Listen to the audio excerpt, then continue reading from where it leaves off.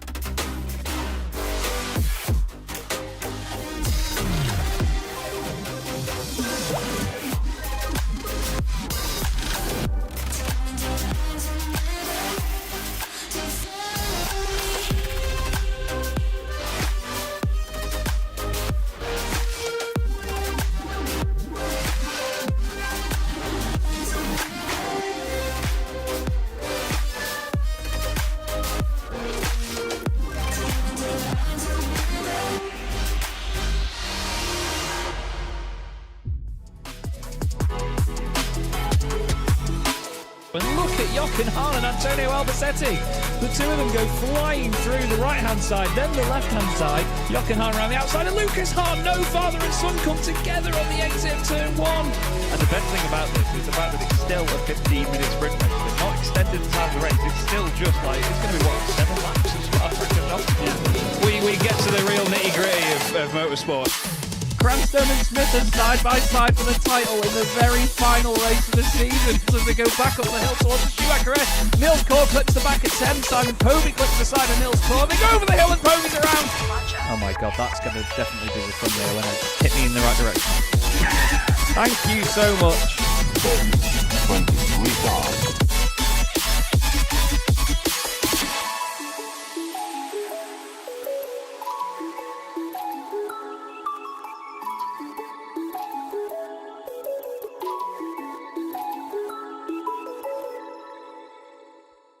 Racing isn't easy, but experiencing it is. iRacing puts you in the driver's seat with the industry's leading sim racing game. Drive on laser scan replicas of the greatest racing circuits from around the world. Go head-to-head against other drivers chosen by skill-based matchmaking to ensure competitive racing at every level. Compete across all your favorite series. In officially licensed cars, engineered to deliver the most accurate driving experience possible.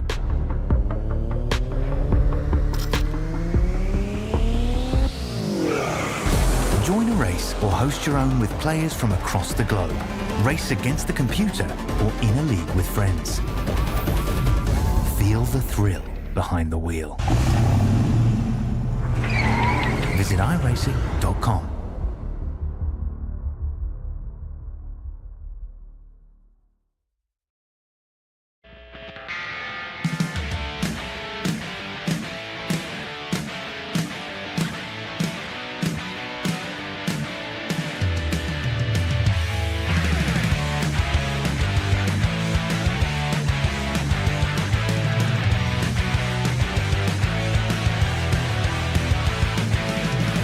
he go? He goes to the right. Silas goes to the left. Across the line. It's going to be. Which one's it going to be in 6? Tim's going to get it to the line. He's not going to get it.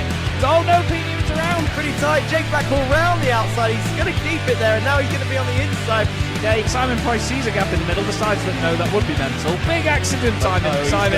Cam Dance wins. Silas Craig Frolic wins. Jake Blackwell wins. Cranstone to take the win on his Jesper Eriksson. 2-time champion of the CDM Formula 1 World Championship is Cam Dance.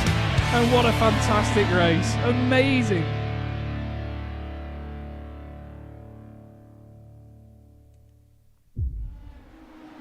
Well, good evening everybody and welcome to Chaz Draycott Media and welcome to round number 3 of the 2025 CDM Boremula 1 World Championship here from the incredible Canadian Tire Motorsport Park, Mosport as it's lovingly known here in Canada. It's not often that you go racing in Canada and don't go to Circuit Gilles Villeneuve in open-wheeled racing machines, but we're here tonight at this very short and difficult circuit. Don't let that track map fool you. This place is going to catch people out. My name's Chaz Draycott, but I'm delighted to have alongside me in the commentary box, back after his first introduction to the championship in round 1, Paul Jeffrey in the box with me. Paul, how are you, mate? Are you looking forward to being back in the box? Have you had enough rest after the first one?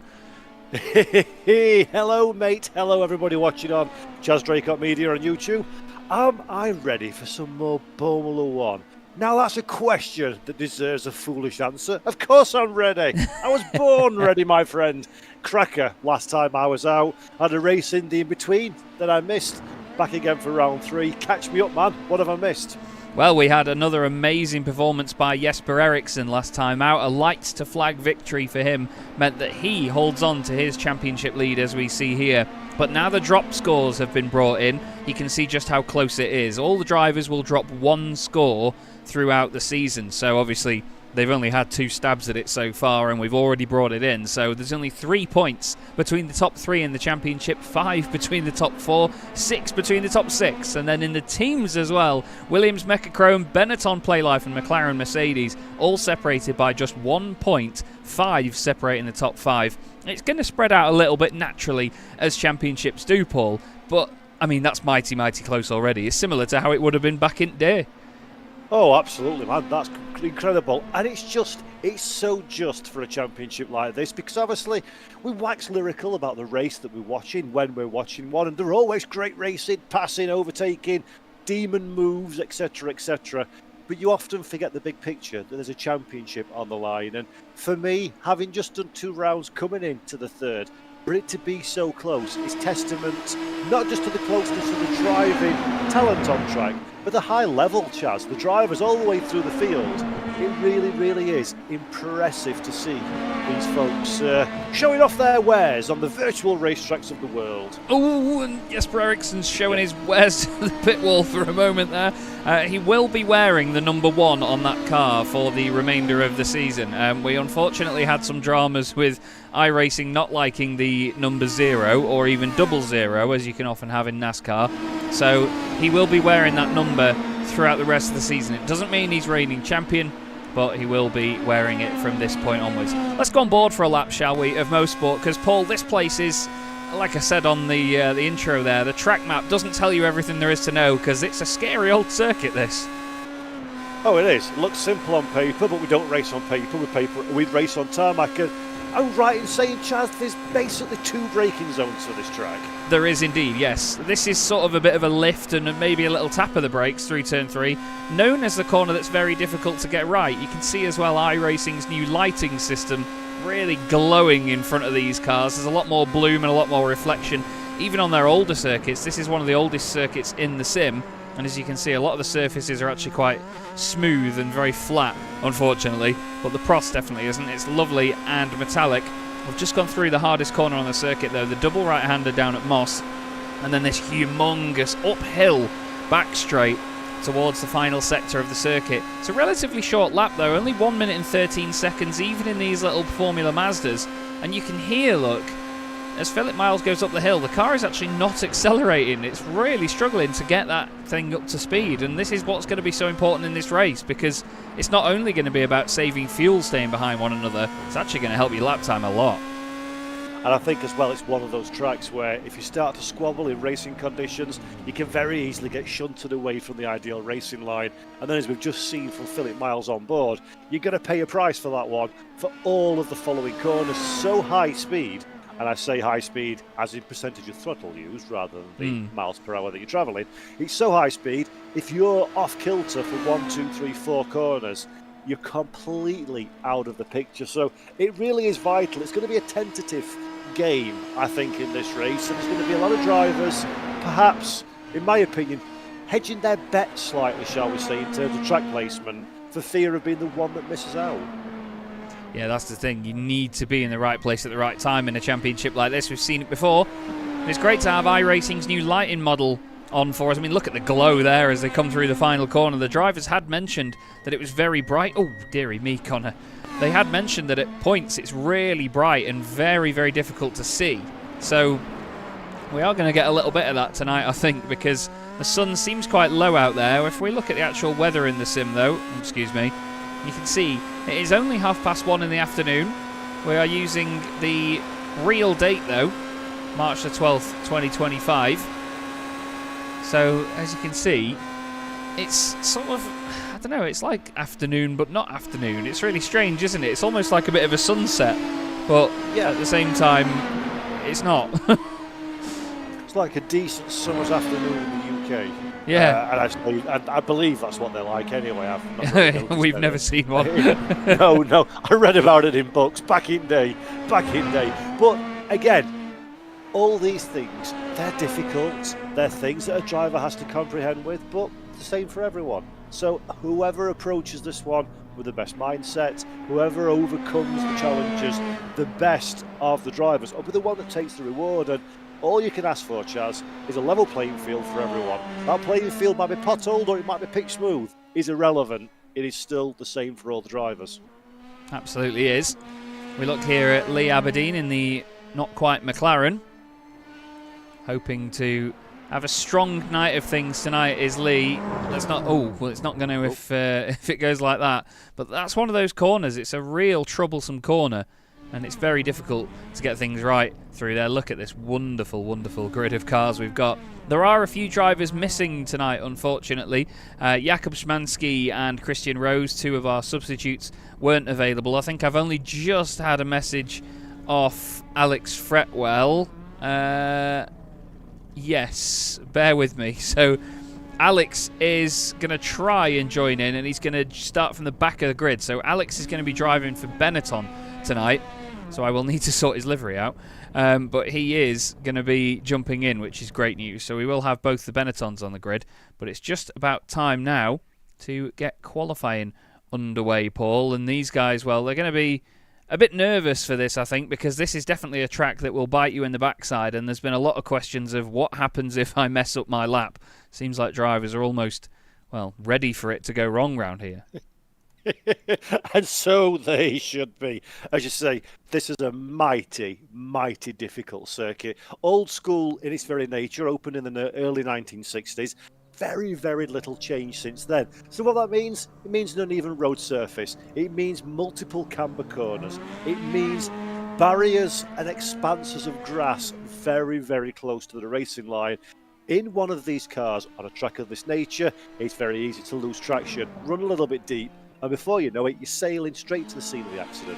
Old school. I like old school. Anybody who knows me knows I like things that are a little bit more out there and a little bit more traditional. And this is very much one of those circuits, Chaz, where it rewards the brave, but get a little bit too brave. And just like when you've had a few too many jars on a night out and get mouthy, sometimes it's okay, sometimes you'll get a crack in the jaw, and that's exactly what this track wants to do, crack you in the jaw.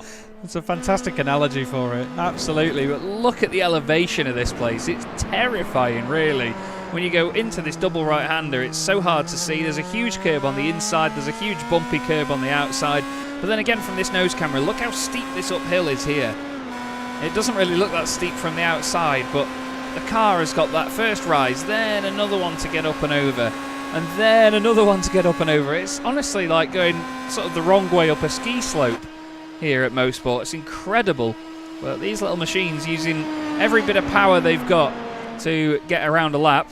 We have drivers ready at the end of the pit lane. As you can see, the two Minardis are ready to crack on and get out on the circuit. They're waiting for the Prosts to go by. Philip Miles then, first driver, sorry, Danny Weir, I should say. First driver on a hot lap here tonight then, Paul. And look at the understeer using all of that tyre around turn 2. That's terrifying. But they have to do it. They have to push these things, don't they? Yeah, this is awful for a driver on a circuit of this nature. Understeer, we all know what understeer feels like. We've all had plenty of it in our racing sim endeavours. And for the likes of Danny Weir, if you want to be competitive, you have to use that understeer to scrub speed off the car. But essentially, you're committing the understeer at the start of the corner. The end of the corner is about 4 seconds down the road. So you only know if you're going to have yourself an accident right at the very death. And you can just see it coming but can't do anything about it.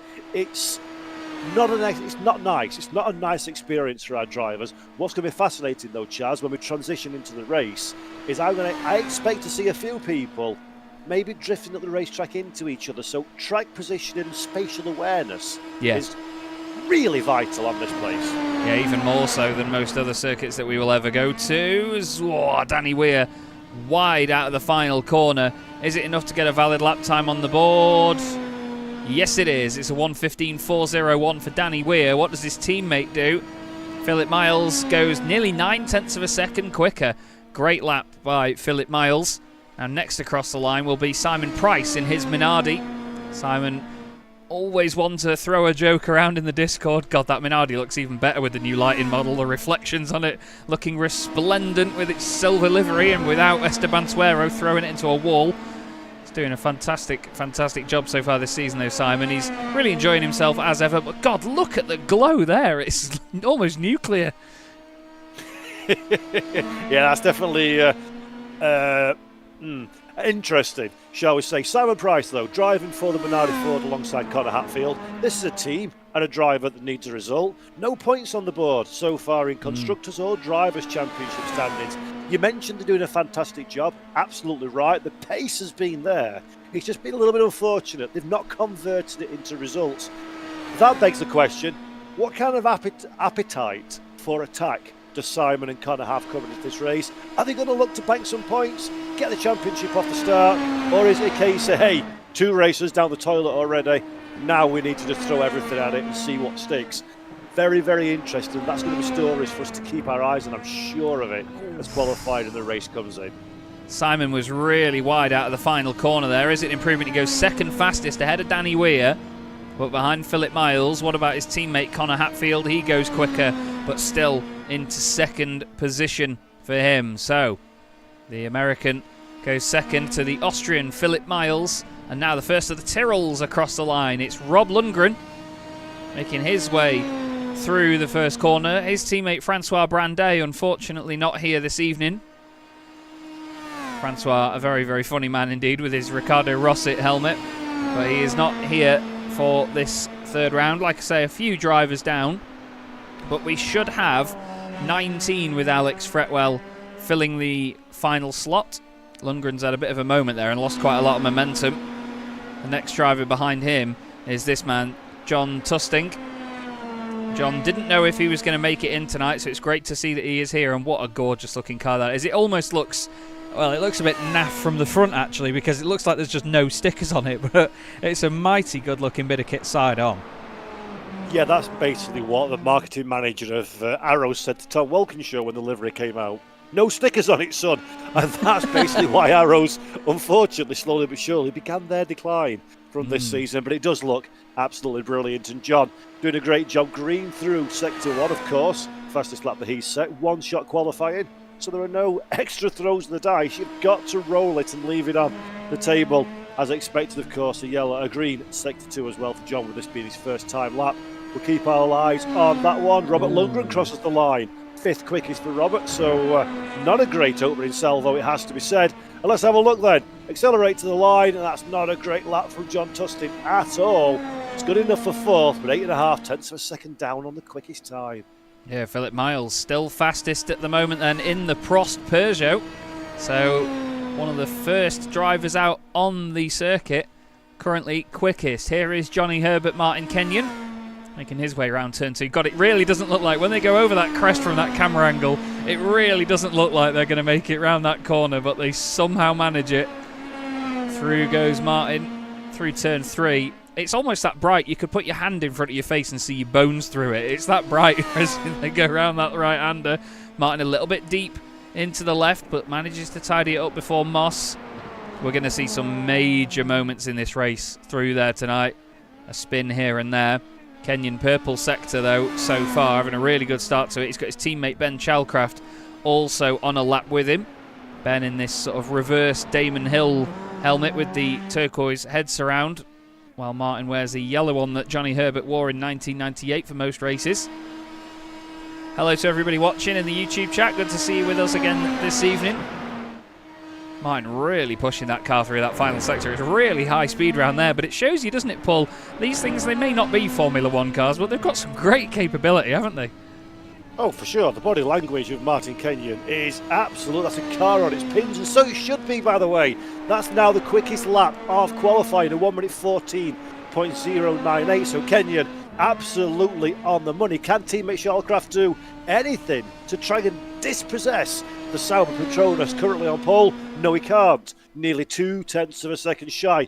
Great time from both drivers. But as you say, this car, this Pro Mazda, it's not absolutely swimming in horsepower, but the chassis is so alive. And on a track like this, you've really got to monster the car. There's no room for passengers, is there, Chaz? It is a driver's car and a driver's track. Yeah, it really is. It's all about commitment here. And look at that. Ben Chalcraft on his in-lap. As the tyres continue to get warmer and warmer, he's actually just done a purple Sector 1. But that's on his in-lap. We do tell the drivers to keep the pace up on the in-lap as well, as to not hinder and get in the way of anybody else that's on their fast lap behind them. But Ben is really on a mission. Stewart pushing deep there into Moss and, well, does very nicely. That looked really tidy from on board. Looked like he carried a lot of momentum there. You see the suspension working away. Now, this is one of the oldest circuits on iRacing, so we have to forgive the fact that it may not be as pretty as some of the others, but it's great to be here at Mosport. A big thank you to the championship sponsors, by the way, Bottle of Scotch Racing and Derbyshire Holiday Homes. Thanks also to JL Race Aesthetics, James Leggett, for the work on the 97 liveries that led us to these 98 versions. And right now we see Stuart Clark into the final corner, Paul. A purple Sector 2. It's going well so far. Yeah, it's been a very, very tidy lap from Stewart. This is the kind of lap I love to see in one-shot qualifying. It's a hard push, but you're not risking absolutely everything. And for Stewart, that's good enough for second quickest. Jack Reeve, by the way, has just crossed the line at the bottom of the shot. 5th quickest time for Jack. So that's another driver that's done a relatively solid opening salvo in qualifying. And again, reminder, folks, if you're watching this on Chaz Draycott Media for the very first time, first and foremost, a very warm hello. This is one-shot qualifying, one stab, one roll of the dice. If it goes wrong, it stays wrong. A lot of pressure on the shoulder of these drivers. I really like it explained like that. If it goes wrong, it stays wrong. That's a really, really... I've never heard that. That's mega. That is my favourite way of explaining one-shot qualifying. Kevin Zemstra.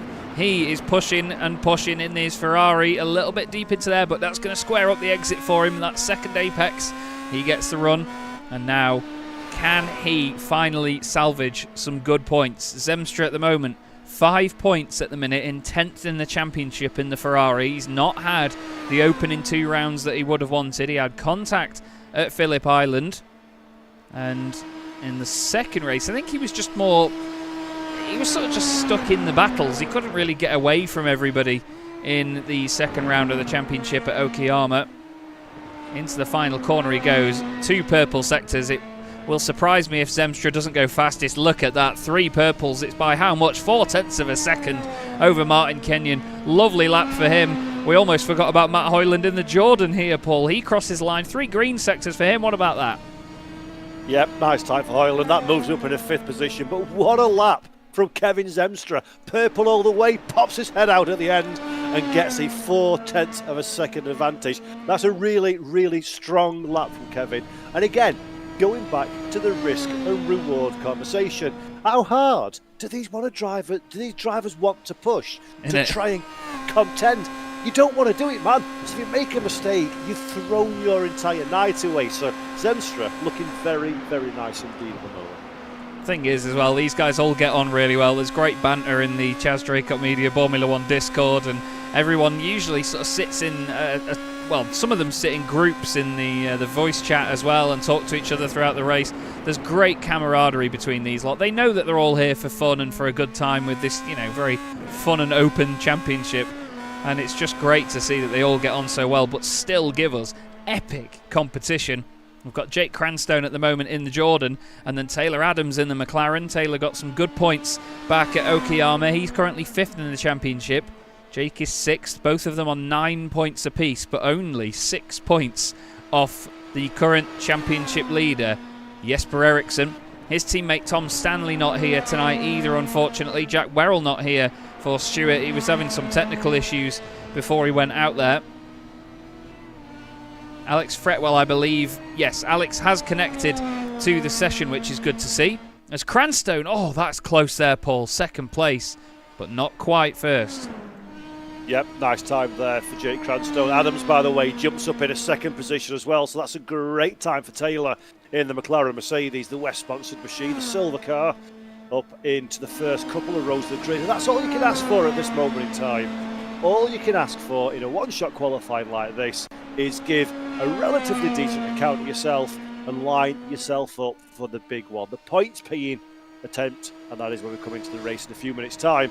But so far, so good, Chaz. And you can see the difficulty in the track by the gaps between the cars. There's a lot of drivers that are maybe just keeping things calmer than they would necessarily do in a more quote-unquote traditional circuit. Yes, yeah, absolutely. They're making sure that it's tidy above everything else rather than a complete banzai lap. Lee Aberdeen in the McLaren. Round turn 2, that is just absolutely pinned. And that's what I love about these cars, because they don't have all the horsepower in the world and they are very small cars. The racetracks that we go to all feel massive. So it's absolutely flat to the mat everywhere. Foot through the bulkhead, as my mate Tom says. Absolutely on it. We've got Lee Aberdeen and then the other Ferrari of Jesper Eriksson. Aaron Smith. I just went to click on Jesper by accident. Aaron Smith on circuit at the moment. Aaron's 2nd in the championship at the minute. I think he's actually gone out of sync here because Sam Fitzpatrick should have gone out before him. So I'm not quite sure what's gone on there. Martin Kenyon has messaged me. No.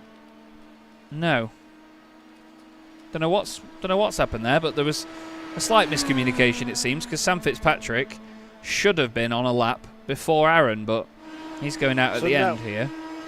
As the administrator of this championship, Chaz, if championship results go against the competitive order and Aaron scores well, penalise him for the next race. Just keep it alive. Yeah. It's be like dynamic balance of performance, but based on banhammers. I like that. This is the future. I've been trying to find reasons to ban Aaron anyway, but oh, look at that, 6th fastest for him. Not the lap he would have wanted there. Behind Martin Kenyon as well, and behind Taylor Adams in the McLaren. Kenyon, that was a really solid lap by Martin.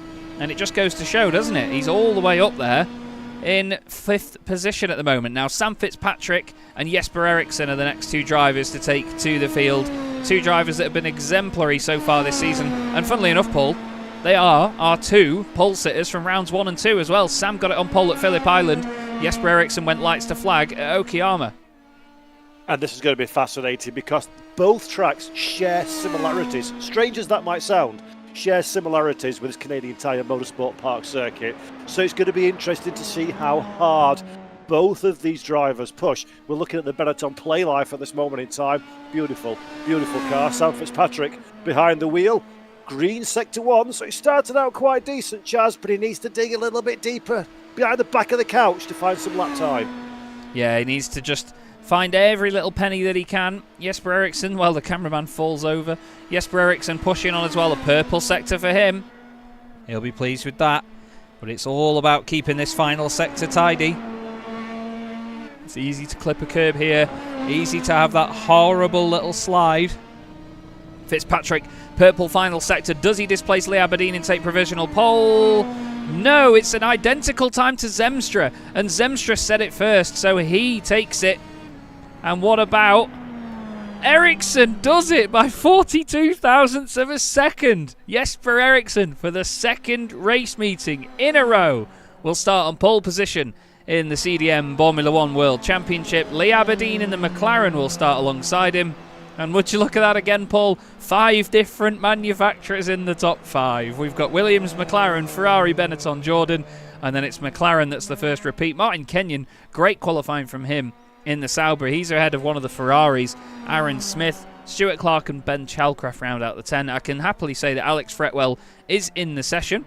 Thank you very much to Alex for jumping in to drive for Benetton last minute. Alex did pre-season testing just like all the other drivers did, and his time put him in 8th position out of the whole field. So, funnily enough, he's replacing Ian Stitchbury here tonight, and he's actually, I think, over the 3 sessions that we did in pre-season testing, which totaled nearly 6 minutes, they were only separated by 0.4 of a second, which shows you just how close it is. Absolutely love that one. The level of competition here, the Chaz Draycott Media Boremula 1 World Championship knows no bounds. And again, on this 3rd round, at a track that's perhaps less familiar to some of our audience at home, it's going to be fascinating. The cream rises to the top of the pile. Always Jesper Eriksson with that pole position right at the very death, putting himself in the absolute pound seats. But for me, I'm massively interested for Kevin Zemstra down there in 3rd place. He's maybe got a little bit of work to do in his championship charge. Only got 5 points after 2 races. Kevin, we know's quick. I think he's going to be very aggressive at the start, Chaz. Try and make that ground up nice and early and just carve out a little bit of space, a little bit of racing room for himself. And, well, that's got glory or disaster written all over it. Yeah, absolutely. Trees or trophies is my favourite phrase at the moment. I actually started playing the EA Sports WRC game just last week, and I've got a YouTube episode that just went live earlier on, actually, my first one of those, and it's very much trees or trophies. It scared the living daylights out of me and made me wonder, even more than normal, how rally drivers actually do it. They are mental. It's amazing. But yes, but they have believable physics on their side, so they can get around a lot easier than you. Yeah, that's true. That's very, very true. But we had a very, very interesting qualifying session as ever. We now have warm-up to contend with, and you can see it's almost like the light is getting lower and lower here this afternoon here at Canadian Tire Motorsports Park, but the sun is behind some of that lovely cloud. We look at the weather on the right-hand side. You can see it's nearly 3 o'clock here. So the sun is going to be going further and further down. Look at that. It's almost like a sunset. Oh, nice save, Rob. We've seen him do that a few times actually before. But I'm concerned this is going to be like an evening race by the time this is done because of this time of year in Canada. It was crossing my mind that I hope you've done like a little test to make sure that we are in night time and daylight conditions for the full race distance, because this could be tight, to say the least. And Canadian Tire Motorsports Park has not been touched by man nor beast for 40 years, so there's absolutely no trackside lighting. No. This could get curious towards the end of the race. It'll look like quite the. Oh, what was the Grand Prix? I think there was a Grand Prix in like late 1970s that went on for such a long time that it ended up almost going completely dark. I can't remember what race it was, but there was one that went on very, very late. And yeah, the organisers hadn't really thought about how dark it'd be when the cloud came over, and it was like a night race by the time they were done. So hopefully we don't get any of that. The drivers will have to cope. It got quite dark actually at Okayama as well, to be fair. It is supposed to be set to afternoon, so I'm not quite sure why it's gone that far along in the day, but it is what it is. We've got to just see what's what now. Now this is the bit that interests me, Paul, because look at the slipstream here from Fitzpatrick behind Taylor Adams. Look at the speed of it. It's like a missile. But the thing is then, it's like hitting a brick wall, because you go over that crest of a hill, the car loses all of its speed, and then you're side by side round here. Yep, this is the problem, isn't it? The kind of overlap speeds that these cars have got, you really need a little bit of support and help from the person you're racing. If the person that you're racing against decides, no, I'm not going to let you through, we're going to duke it out, then both drivers are really in a difficult position. You've got to think big picture. Do I want to be squabbling lap after lap after lap with this guy, or do I want to think about the rest of the field, where I stand in it, and how I'm going to join the conversations further up the road?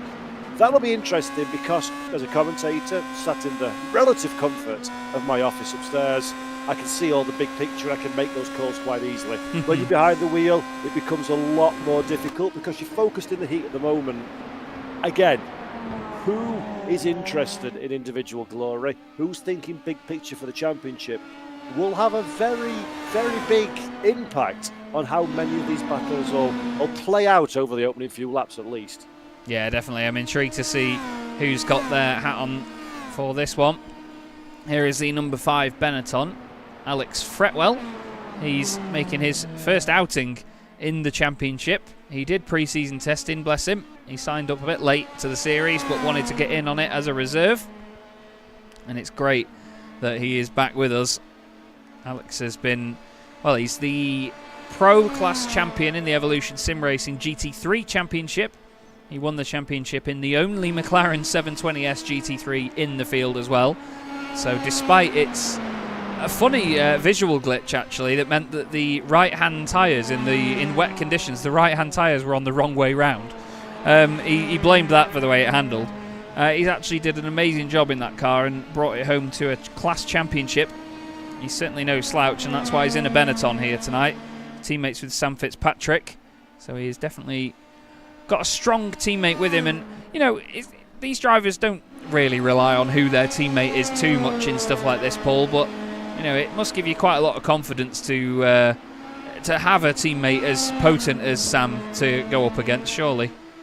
Well, 100%, especially if, like in Fretwell's case, you're coming into a championship mid-flow. Everybody else has got a couple of races under their belt. They understand the competitive lie of the land, so to speak. So to come into this, have a driver like Sam Fitzpatrick alongside you. You can see their data. You can take heart from knowing where you're quick or not versus a driver that's been there, done that one, and has got the T-shirt for this season. That'll help accelerate somewhat the adaptation process. But again, Chaz, you know as well as I do, as everybody does at home as well, there is precisely zero substitution for seat time in competitive action. So no matter how quick the driver is, no matter how much pedigree they've got coming into this one, he's going to be on his back foot purely because his third round, everybody else has already raced. How much of a back foot that's going to be will depend greatly on how the race unfolds in a few minutes' time. But again, wouldn't want to be in that particular situation myself, but I'm sure, as you mentioned, with all the accolades and performances of years gone by, should be relatively quick to bridge that experience gap in things.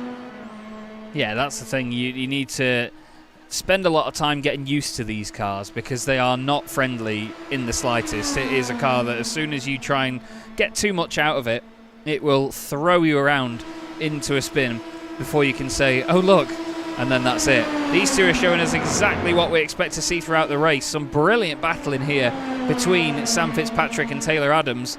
And despite their battling, funnily enough, Stuart Clark has actually gone quicker in this warm-up session because these guys, they may be gaining time on each other in the slipstream, but the side-by-side battling in the later stages of the lap is actually what's slowing them down. And we've seen a bit of that, haven't we, Paul, in the first two races this season where, sure, drivers stay in the slipstream like you would want to in NASCAR and, you know, stay with the pack. But having to brake earlier and chase each other and compromise, it actually slows you down in the long run, doesn't it? Oh, very much so.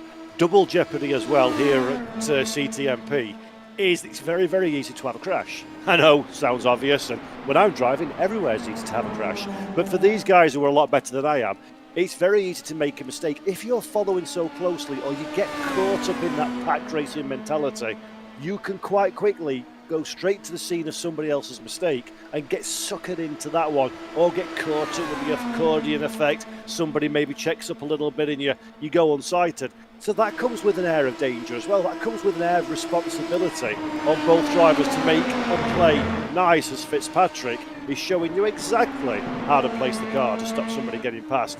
So again, I expect, and I don't want to be the harbinger of doom, I don't want to be the man that predicts negativity, but I think we'll see a few big names disadvantaged during the course of this race, and perhaps there'll be more than the odd incident to pick through at the checkered flag as well. It's just that kind of racetrack. Yeah, it definitely is. It's one of them where people have to push to get lap time out of it, but at the same time, they've got to be so careful. Look at Taylor Adams there, guiding that car sideways through the corner.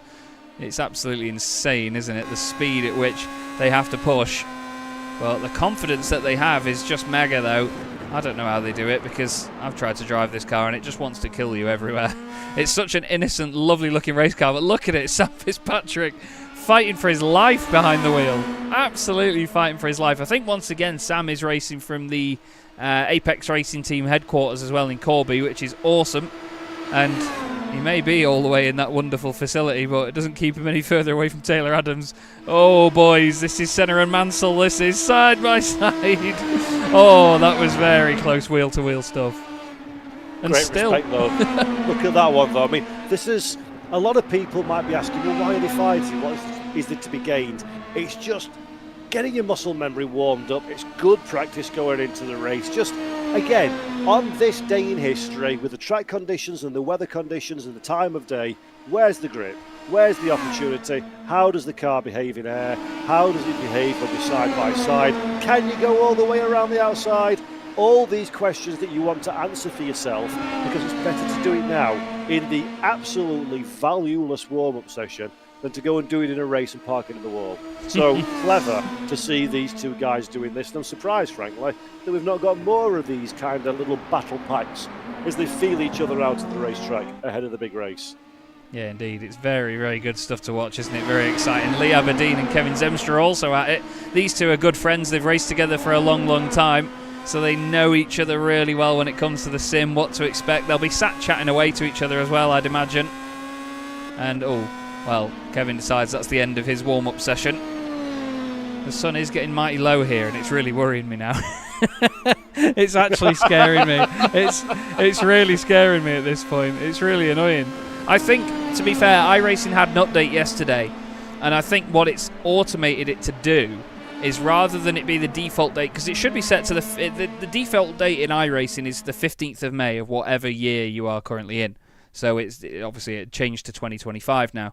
But I think what it's done is it's defaulted to be on the same date as the actual race itself. I mean, look at this. It's almost dark here in these current weather conditions. So, yeah, there might have to be a call made here at some point, but we'll keep an eye out and see what the drivers make of this. If we look at the weather, it's 3 o'clock. 3 o'clock. So I hope they just open their eyes nice and wide. Oh. Look at that! Right then. Jesper Eriksson takes pole position from Lee Aberdeen, Kevin Zemstra and Sam Fitzpatrick, with Jake Cranstone and Taylor Adams next up. Martin Kenyon is then alongside Aaron Smith, with Stuart Clark and Ben Chalcraft completing the top 10. Then we have Matt Hoyland alongside Philip Miles in 11th and 12th. 13th is Jack Reeve, with Connor Hatfield next up. Simon Price is 15th ahead of John Tusting, Danny Weir, Rob Lundgren and Alex Fretwell. So here we go then. Round number 3 of the CDM Boremula 1 World Championship is underway. It's a great start by one of the Minardis back there. A lovely getaway from Jesper Eriksson. Jake Cranstone is sat in the middle here with one of the Ferraris down his inside. Martin Kenyon's got away well as well. It is almost night time here at Mosport as we get underway for this race. But you can see them shining resplendently round turn 2. Making a hell of a racket on their way as well. Looks like everybody has done a good job at keeping it tidy, although there's a bit of a blink in and out by Aaron Smith there. That's not going to have people very confident in him. It looks like Jack Reeve has gained a few places as well here, Paul. Flipping out, look at that. This is night time now. This is scary, isn't it? Oh, contact! Contact ahead. That is, I think, Lee Aberdeen facing the wrong way. One of the McLarens. Indeed. It was Taylor Adams, sorry. Taylor Adams went around. And that's exactly what we spoke about at the top of the show. Somebody makes a mistake, you can get wrapped up in their instant almost immediately. Connor Hatfield in the Minardi Ford looking very sad for themselves indeed. But look at the front of the field now. Jesper Eriksson, our race leader, having a great time of it. Kevin Zemstra, where did that Benetton come from? Beautiful bit of driving. Zemstra driving in the 4th position, up in a 3rd. Goes Sam Fitzpatrick, and already, Chaz, lap number 2 of 4 on the books, and we're treating this like a 3-minute sprint. They absolutely are, yeah. They are flying after that first lap. Very, very quick stuff in the front of the field. But let's just have a quick look at what happened back here. Connor Hatfield, John Tusting all involved in all of this. I think it was it? Yeah, Ben Chalcraft just gets into the back of Taylor Adams. Taylor has a lovely 360 out of it. And I think Ben waited for Taylor to go back past again eventually, because he's now behind him on the circuit. Ben is currently, he's right behind the McLaren, granted, but he did wait for him to get back through. Aidan Millward's made a great shout. It's like BTCC finals day, isn't it, for that last race, where it's all that sort of murky, low gloom. You can see the sun breaking through. I think it's just that the trees are covering up a lot of it in that middle sector of the circuit. That's a bit better, isn't it? Look, some daylight. The drivers will be really happy to see a bit of that. Taylor Adams now, right up behind Stuart Clark. Stuart in the Stuart, as there's a change for the race lead as well. Just as I want to look at one battle, I've got to look at another, because Sam Fitzpatrick leads the way and Cranstone is having a go at Aaron Smith. This is fabulous stuff. Fitzpatrick, beautiful to get into the race lead nice and early. Get a bit of a gap as well, riding on board with the Ferrari of Aaron Smith. At this moment in time, Jake Cranstone in the Jordan 198 ahead, but look how much understeer we've got. The downforce, the dirty air, the aero wash of the cars in front make it so hard for your nose to stay on the line that you choose. The car's forever trying to push a little bit wide, even like we saw in qualifying. It's magnitude greater in the race, and Aaron Smith is not afraid whatsoever to harry the rear diffuser of that Jordan, and I think, Chaz, this could be an opportunity to make a move.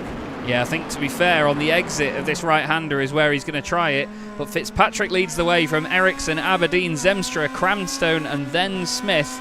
Martin Kenyon is the next car behind. He's 1.2 seconds back, though, so he's not in the immediate vicinity to make a move or anything here. He's then got a gap back to Taylor Adams, who is now ahead of Stuart Clark as well. But the battle is very much on with these top six. To be fair, Aaron didn't get that good a run, and the cars ahead have got all the slipstream. That is brave by, Cranstone down the inside, and Zemstra off in a massive way. Zemstra is not going to like that Ferrari even more than he dislikes it already. That's an absolute nightmare. 3 wheels on me wagon, darling. Luckily, the wheel tethers are doing their job, and Zemstra diving down pit lane. He'll do a quick repair, but that is very much end of day for his prospects. Let's ride on board then. This is the Jordan of Jake Cranstone. Just ahead is the Ferrari of Kevin Zemstra. It's a late look to the inside for Cranstone. Everything's good so far. And then the rear wheels are wider than the front wheels. And unfortunately, up in the air we go. And hello, barriers. Yeah, I think there was quite a bit of netcode there. I hate to correct you, Paul, but actually the front wheels on these cars are further apart than the rears. It's really strange. But that is what a silly design. Stupid, isn't it? But that is a sickening impact for Kevin Zemstra. It's just, there's quite a lot of netcode involved, unfortunately. We'll see it here. We'll slow it down just as Jake comes up the inside. Kevin, look, still turning right. He knows he's there, but then look, there. They're not even touching, and then apparently, according to the sim, they are, and that is a very, very high-speed accident. Jake was alongside. Yeah, sure, it was a big lunge down the inside. He was alongside for a bit, though. But Kevin, I think, wanted to sort of just show him the apex a little bit and try and squeeze him in. And then, that's when the contact occurred. So, I don't know. That'd be a hard one to call. That's going to be one to look back at. It's going to be one to look back at for Jack Reeve as well at the minute. He's gained 4 places and he's up into the top 10. You score points all the way down to 12th, so all of these guys are on for points right now. Down to Simon Price in the Minardi, which is important. But he's trying to stay ahead of debutant Alex Fretwell. Started at the back of the field in 19th position and he's up to 13th already. Having a pretty steady drive through the order so far, Paul. Yeah, nice and robust start for Alex Fretwell. Stay out of trouble. You know you're on the back foot. I mean, regardless of the fact that he's coming into the 3rd round, he's also coming into this session late as well. So Alex knows that it's going to be a Herculean effort to get the points, as there's a little bit of smoke and a few people in strife up the road. So just keep lapping Alex, get those results. What's happening here? Is that Matt Hoyland in a little bit of trouble? Yes, it is. The number 10 Jordan Mugen Honda drops down to 11th position. Let's have a look at the replay, Chaz. Yeah, Hoyland and Shallcraft come together. Wow. How Ben didn't end up hitting anything, I don't know. I really don't know. Unreal. And then I think, Hoyland was trying to get back out of his way to let him back ahead. But the two of them just have that tiny bit of contact down the hill. And it was Shallcraft on the outside. Yeah, and there wasn't a massive amount of room left, but at the same time, I think Hoyland just understeered a little bit into him. Easily done.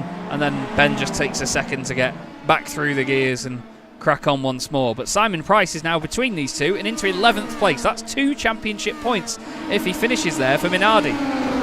Yeah, that'll be great. That's the first points of the season that they're hunting for. Both Simon and the Minardi team, Connor Hatfield alongside him. So it'll be absolutely vital for those big points. But Simon Price is under a world of pressure at this moment in time. Look at this one. We're right on board from the rear view of Price's Minardi car. That's the Jordan. Buzzing away, ironically and perfectly, because of the Buzzing Hornets. Thank you very much, I'll be here all week. But Simon Price has definitely got a job in front of him, Chaz. Needs to have two eyes focused firmly up the road, but also two eyes on those mirrors for the bright yellow car, trying desperately to find a way past him, Matt Hoyland. Well, there's been a change of position further up in the order as well. We'll come to that in just a sec, because Matt Hoyland, no, he's not going to make it 3 wide. He's seen the trailer, he's seen the promo videos. He knows that Simon Price is the man to do that, not everybody else. Simon tries to tuck it back in behind the Stewart of Ben Chalcraft, the Sauber of Ben Chalcraft. Doesn't work for him. Lee Aberdeen, though, leads this race in the McLaren. Oh my goodness me, Aaron Smith, do you need a change of pants, sunshine? Oh my God, that was the most colossal of moments. Let's have a look back at the lead change and then we'll look at that again.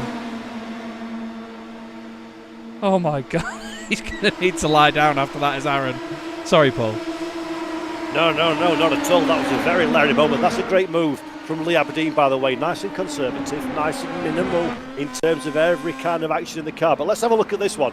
Aaron Smith, we're riding on board. Pick up a little bit of curb, so it's nice and cautious for Aaron. We've been nice and fair and smooth and even on the racetrack. Just thinking of the big picture, stay in touch. That's the understeer, and that didn't look much on that camera. No. But trust me, behind the wheel, that will be absolutely Larry as available immediately at the conclusion of this race. A lightly soiled sim racing rig from Aaron Smith, ladies and gentlemen, because wow, that's buttock singing, that one, isn't it? A little song, a tune can come from your bum cheeks as they clench and unclench. If you listen really carefully, you can hear him whistle as he goes past. But currently, Jesper Eriksson now back in the lead, the race 1 and 2 winner in this championship, leading the way now ahead of Lee Aberdeen, Sam Fitzpatrick, Jake Cranstone and Aaron Smith. We have 6 manufacturers in the top 6. Martin Kenyon is in 6th position in the Sauber. He's having a good old run of things right now. Taylor Adams has still got company. Stuart Clark and Jack Reeve behind him. Ben Chalcraft has also got Matt Hoyland and Simon Price in there as well. And then Simon, well, he's may have lost that place to Hoyland, but he'll still be pleased with the fact that he's in a point-scoring position. All the while, though, Fretwell, similar to, there's Jaws music playing out of that Benetton, because he is gradually closing in on Simon and the guys ahead. He's just on his personal best as well as, oh dear, Chalcraft finds himself around again. The nose of that Sauber not looking too pretty, but that's from the contact he had earlier. Now look, he's got the 2 glowing gems of the Prosts chasing him down. Not seen much of the Prost so far though, Paul, have we? Not at all. I mean, it's very unusual to talk about a Prost and it not be on fire, which is something he was very fond of doing in the Peugeot days. But Philip Miles doing a sterling job at this moment in time. That's going to be lost, that joke, by the way, on anybody that's older or younger than 30. But Philip Miles trying to find a way past. Looks one way, looks the other, and then thinks, just wait till the car stops working. I'll take it that way. Yeah. Wait till it breaks down, and then forgets that he's also got the same engine that will probably break down. Then again, nothing will ever top, for me, an embarrassing moment for a team. You can watch as many drivers crash into their teammates as you want. Matt Neal hitting Gordon Shedden at Alton Park. Look at Lewis Hamilton and Nico Rosberg crashing at Barcelona.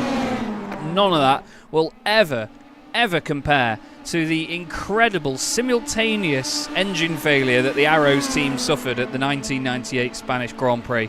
As they came down the start-finish straight in front of the pit wall, both engines blew up within about 2 seconds of one another, and they both pulled over at the end of the pit lane with smoke everywhere, and it was just the most ridiculous thing.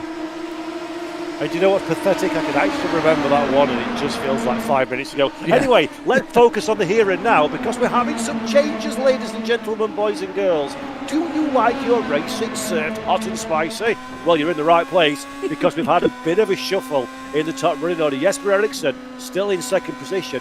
Jake Cranstone, ninja-like, has moved up to 3rd, and Lee Aberdeen does not feel enthused whatsoever, as the virtual CTMP is going reverse time, and we're getting lighter as the day progresses, which I've never seen before, but I'm mightily relieved to say is happening, Chaz. Yeah, it seems like the cloud has sodded off, to say the least, and now at least we've got a bit of daylight, which is lovely, over the horizon. It will continue to get darker. It's 3:25, so it shouldn't be too bad by the time this is done, as Jake Cranstone gets very close to the back of Jesper Eriksson. Sam Fitzpatrick certainly wants to win a race. He's definitely trying his hardest.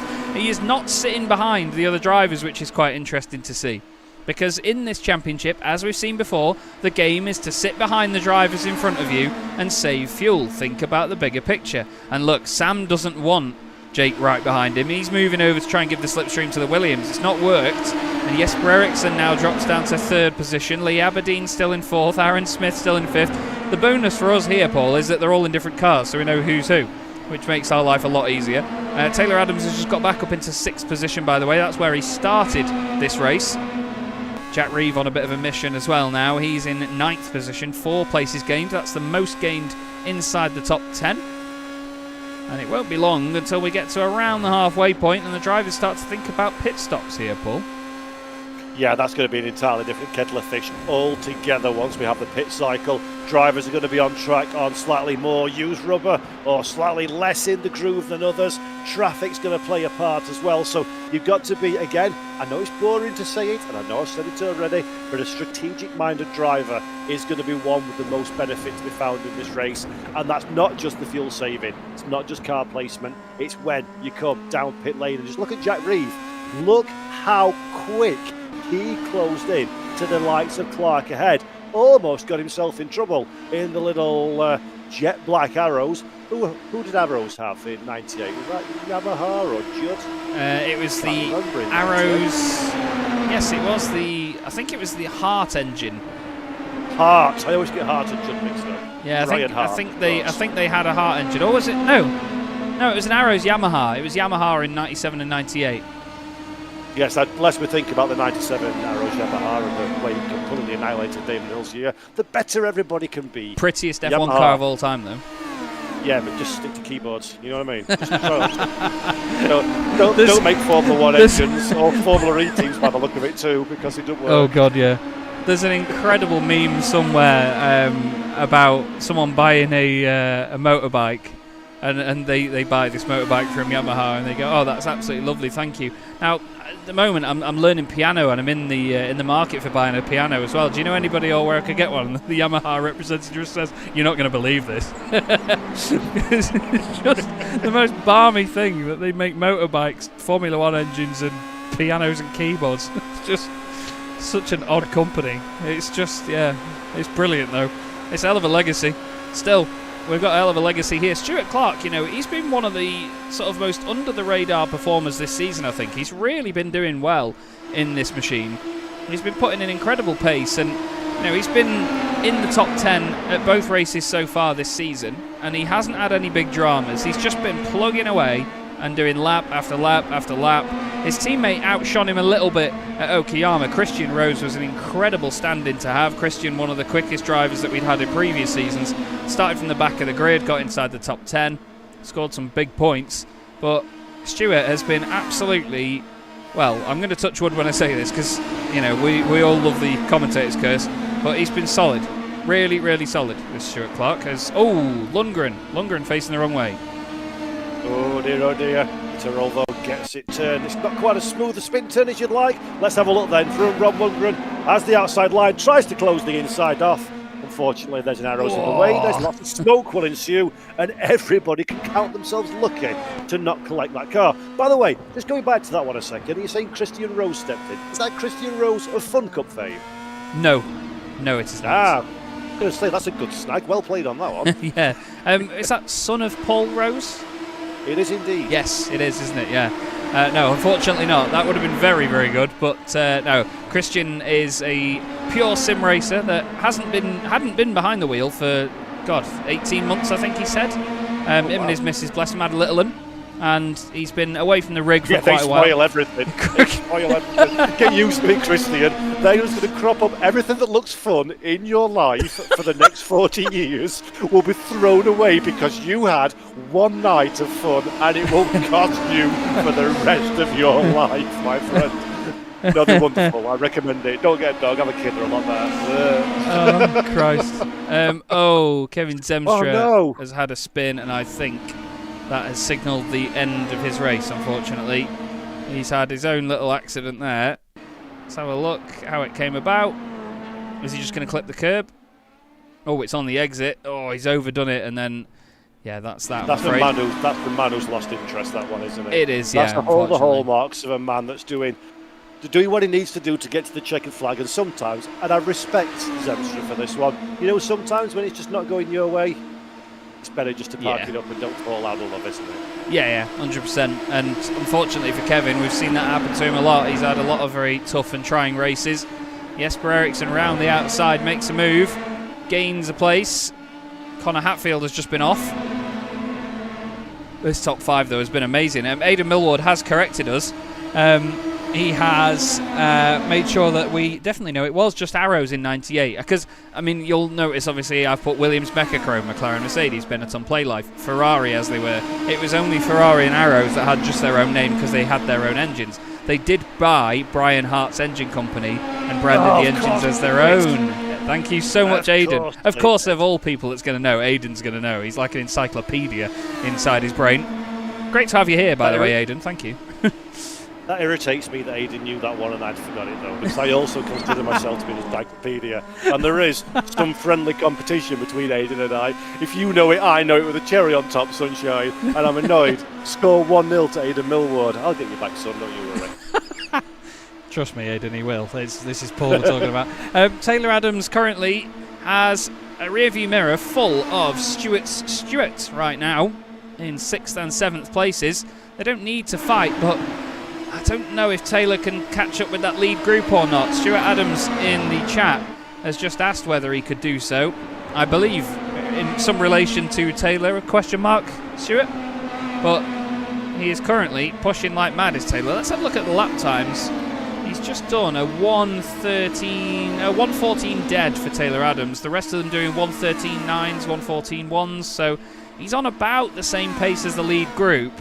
He's not having to necessarily defend from Stuart Clark either, so he's not having to work hard to stay where he is. But it's just a case of, can he push that long without Slipstream helping him? Because one thing that the guys at the front are doing, Paul, that we don't often see is they're changing the lead a lot. They're overtaking each other for the lead every single lap and every single opportunity they get, because that is quicker than lifting and waiting behind one another, isn't it? So it keeps that entire group moving forward as one, instead of everybody compromising and lifting early to save fuel. I also think there's an element of this circuit, and this could be my natural incompetence sliding through the system, but I do think there's an element of this is genuinely a tricky track to follow another car because of the nature of the circuit, the speeds, the kind of corners, the late apexes, the blind crests. It is dangerous playing that strategic game, and sometimes you don't want to force the overtake, but you're forced into the overtake, if that makes sense, because it is quicker, as you say, backing off of the gas, staying behind, working together. So it's a bit unusual as this one. Lee Aberdeen, by the way, is the first of our race leaders to decide they've had enough of the racetrack and they're going to go and say hello to the pit lane. Aberdeen currently in 9th position will of course drop down the running order as the session progresses, but that's going to be interesting to me, Chaz. I bang on about this on my other broadcasts. If there's nothing in life I despise more than cutting a strategy straight down the middle, I like people to do something a little bit different. Yeah. Lee Aberdeen may have bought himself some fresh air and may have just given himself a bit of a leg up in the running order with this strategy. Yeah, he gets to push now as well. He's got a car in front of him. That's Connor Hatfield's Minardi. Now, if he can sit with him for one of these next few laps, he might actually get a little bit of slipstream. So this could pay dividends here for Lee Aberdeen. The changes at the front continue on as it's Aaron Smith blinking in and out a little bit. The sun has got mighty low there. You can still see the glint in the background. Is it in the cloud? Yeah, that's why. It's in the cloud in the background. So it's gone really, really dark all of a sudden again here at Mosport. It is like watching... I don't know if you'd have ever seen it, but do you remember the old Formula One magazines? There used to be an F1 magazine all the time. So I used to have loads of editions of them, and it was the first time whenever they'd ever considered doing a night race, and somebody had clearly taken a very high contrast image of a Formula One car where similar to what we saw before, where the car was just a silhouette against the background, and they'd really badly photoshopped it to look like it was in the dark rather than just being a silhouette against the sunlight. And I remember seeing that, and it's almost like it looks like that now, where it's like a solar eclipse where there's a glint and there's some light, but everything's really dark. It's really weird. So I am going to hopefully redeem myself in the eyes of my fellow nerds by giving you the detail of what you're talking about. That was F1 Racing Magazine, yes. And the shot you're referencing was a side view of a Jordan Mugen Honda, and I can't remember if it's 97, which I think it is, or 98 that picture was taken, but I know exactly which one that you're referring to. Oh my God, I am a loser.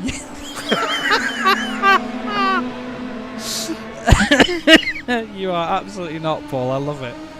Absolutely mega stuff. Now, Jake Cranstone, he's dropped away a little bit here from Jesper Eriksson. I mean, who hasn't? Jesper Eriksson is just a missile, but look at that. Within 2 corners, he's back with him. This is unusual. It's so weird.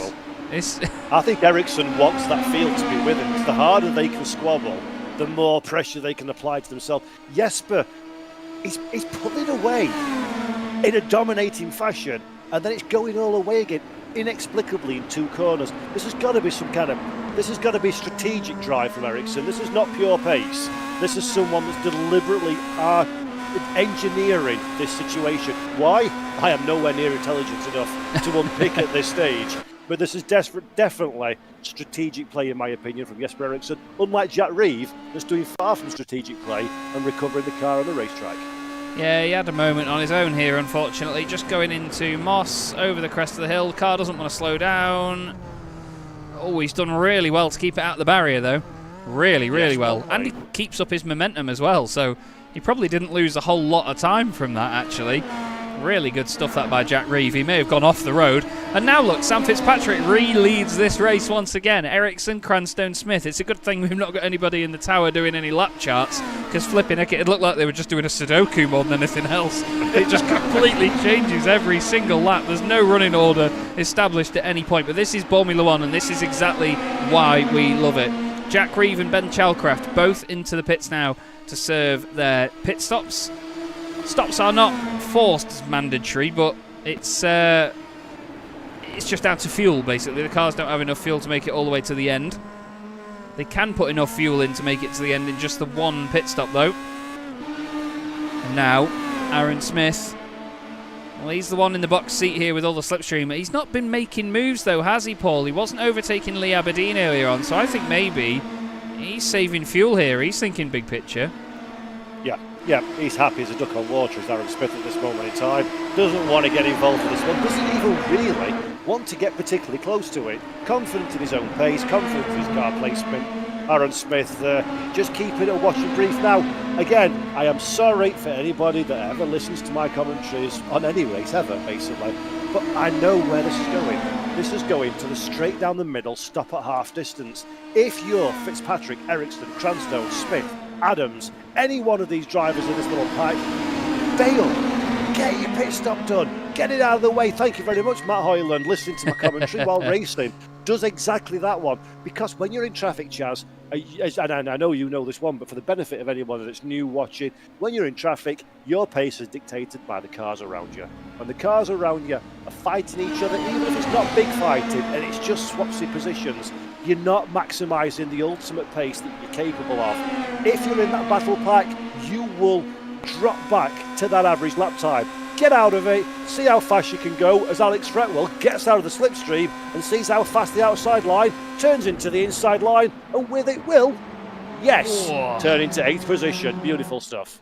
Now Simon Price is going to get into the slipstream now. Simon in the points here in the Minardi. He's got a few cars that are out of sync with him, likes of Lee Aberdeen, Jack Reeve, Matt Hoyland as well.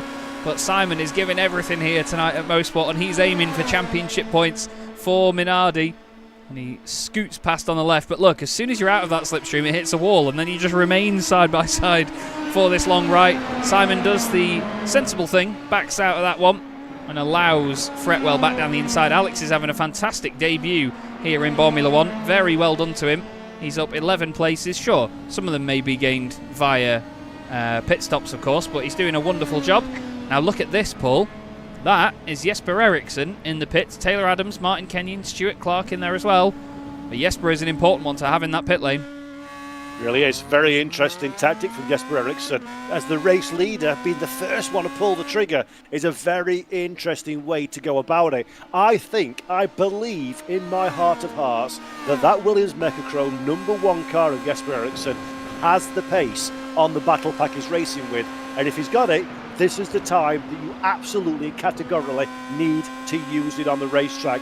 Eriksson going for what we call the undercut, coming in early, in clean air, going as fast as he possibly can, and then when the car's ahead stop, hopefully for Jesper, he finds himself in front of that little gaggle. But look at Lee Aberdeen, look at the McLaren Mercedes driver. He's on a charge almost immediately with Eriksson as we get Sam Fitzpatrick now. 1 lap late, Chaz. Let's see what the difference is. Interestingly enough, though, Aaron Smith has carried on in that Ferrari, and he's got John Tusting ahead of him on the circuit. John moves out of the way as lap traffic does, but Aaron now leads this race, and he has saved a lot of fuel, I imagine, because he sat in 5th place for that entire opening stint and has been, well, just living in that dirty air behind the other cars, sure, but down the straight, which is such a massive part of the lap here. If we show you the track map, look at the size of that back straight at the top of the map there. It is a huge portion. So if you can save fuel all the way down there, you're absolutely winning. Fretwell into the pits for his first pit stop in Boremula 1. He's doing a great job. And look at this lot. It's like nothing ever changed, Paul. All 4 of them back out on track together again as Cranstone goes for the effective gross lead. Look at this one, and I'm absolutely wrong then. Jesper Eriksson does receive 0 benefit from that early pit stop. So Eriksson right back where he left off. If anything, slightly worse off than he was last time around. But Jake Cranstone, again, as we've seen so many times, unafraid to get the elbows out, unafraid to make those moves. Aaron Smith now from our race lead comes in pit lane. This is a driver in the #3 Ferrari that for me has been the sleeper superstar of this race. Very, very intelligent. As we saw him a little bit earlier on, content as content can be in 4th position. Let's see if he can reap some reward of that one. As again, Fitzpatrick to the outside. Benetton versus Jordan. Advantage Benetton. Yeah, Sam Fitzpatrick doing an awesome job there. He's currently 2nd in the championship. 2nd in the championship on 12 points. Tied with Aaron Smith in the Ferrari, who you can hear getting going now. He's been blinking in and out a little bit, so we can't really look at Aaron very much, unfortunately. But look at that. He's had a shorter stop than everybody else. And he is now, well, it was 3 seconds less in the pits than everyone else. Can he now stay ahead of that entire battle pack by that distance? It's 1.7 seconds, which isn't a huge gap. But by Boremula 1 standards, I'd say it is, Paul. Somebody send Aaron Smith a hat so he could doff it in deference to what has been an incredible strategy. And that, boys and girls, ladies and gentlemen, man, women and beasts, is all about strategy. It's all about playing the long game. Aaron knew what he was going to do 20 laps ago, and he has just executed that in the most sensationally impressive way. I love when people do something different on strategy, and that's free overtaking, Chaz. You can be fast and you can make a pass, but every single pass carries with it risk. If you make the pass while the cars are in pit lane, that's absolutely 0 risk, and that's the way to do it if you're a sensible driver. Aaron Smith, bravo to you, my friend. That is quite the move to get the race lead, and not only a race lead, but a relatively comfortable one at that. Absolutely. We look here at Philip Miles in the Prost Peugeot, currently 12th at the moment. He started 12th on the grid, and he's holding that position nicely. He's currently in the last point scoring position, and he's got Alex Fretwell next up. There's Alex just behind him, and then 2 seconds behind him is Simon Price, and then he's got about 11 seconds to John Tusting. So if there's any dramas up ahead, any of these guys could take points. Ben Chalcraft, despite his spin and his moment earlier on in the race, and Matt Hoyland as well actually, they are both currently in the positions they started this race, in 10th and 11th, both on for championship points. Now, we need to go back to the front of the field, Paul, because unfortunately for Aaron Smith, well, he's now giving slipstream to these guys behind. He's not been able to hold that gap. Yep, that's a shame for Aaron, but again, he's going to be in conservation mode. He'll know the car better than I do. He'll know the track, he'll know the deltas and stint pace way better than Chaz and I.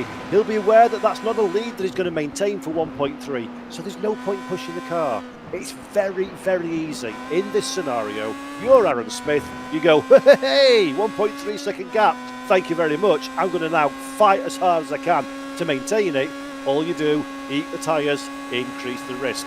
Every lap you push, you're going to get swallowed up by the pack, so get comfortable with it, accept it, and start playing that strategy game that Smith absolutely nailed at the first half of this race, and I'm sure he's well aware of that one as well. Sam Fitzpatrick being the driver that leads the hungry pack behind from Jake Cranstow, Jesper Eriksson and Lee Aberdeen up there in 5th.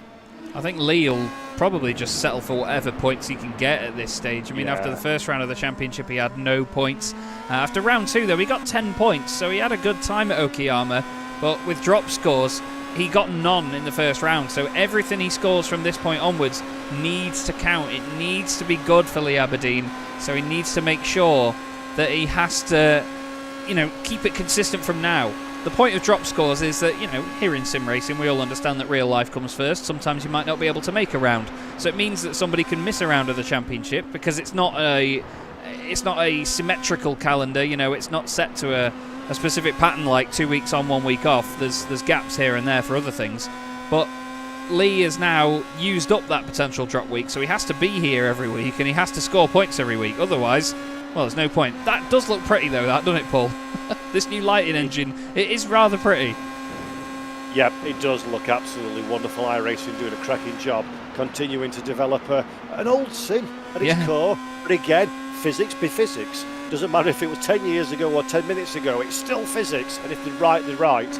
And you build on that engine, and that is a mentality I do very much like. I love this camera riding on board the front nose of Lee Aberdeen's McLaren Mercedes just ahead of us. Look at the flame spitting. That's not a Mechatron engine catching fire, was essentially the second-hand Renault.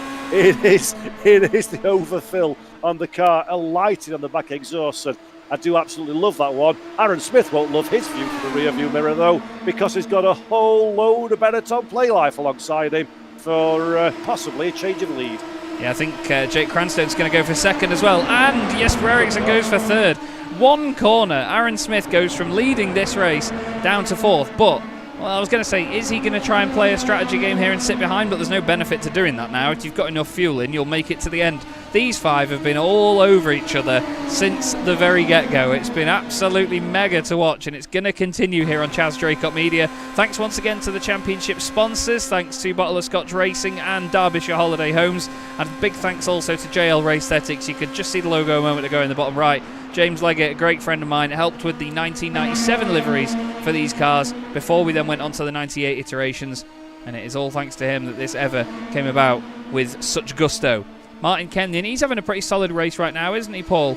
He has, at the moment, no points in the championship, so he'll be over the moon to score some here tonight. Yeah, it's been a very solid race for Martin, and to be fair to him as well, he's not a million miles away from Taylor Adams. There we go, perfectly on cue. Thank you very much, Taylor, for injecting some spice. And I reckon this is Martin Kenyon's opportunity now. Slipstream, hello, pull me along the racetrack, he says. That's going to be helping massively. The body language of Adams' car suggests he knows there's a threat. Keeps the car in the middle of the racetrack. Keep that Sauber guessing. That's the name of the game. If you go tight defensive, all you're going to do is hemorrhage lap time at the next corner. You put it in the middle of the track. You make the attacker have to second guess themselves. While they're doing that one, you can nip off into the night and on your merry way up the road. So good bit of driving there from Taylor Adams and the McLaren to hold on for 6th for now. But there is a slight whiff of inevitability about this particular fight. Yeah, indeed. Great battle to see, though. You love to have it. Same with Matt Hoyland and Ben Chalcraft as well. These two are having a really good ding-dong a bit further down the pack, if you can see them. They are there in 10th and 11th places. Cars 10 and 14.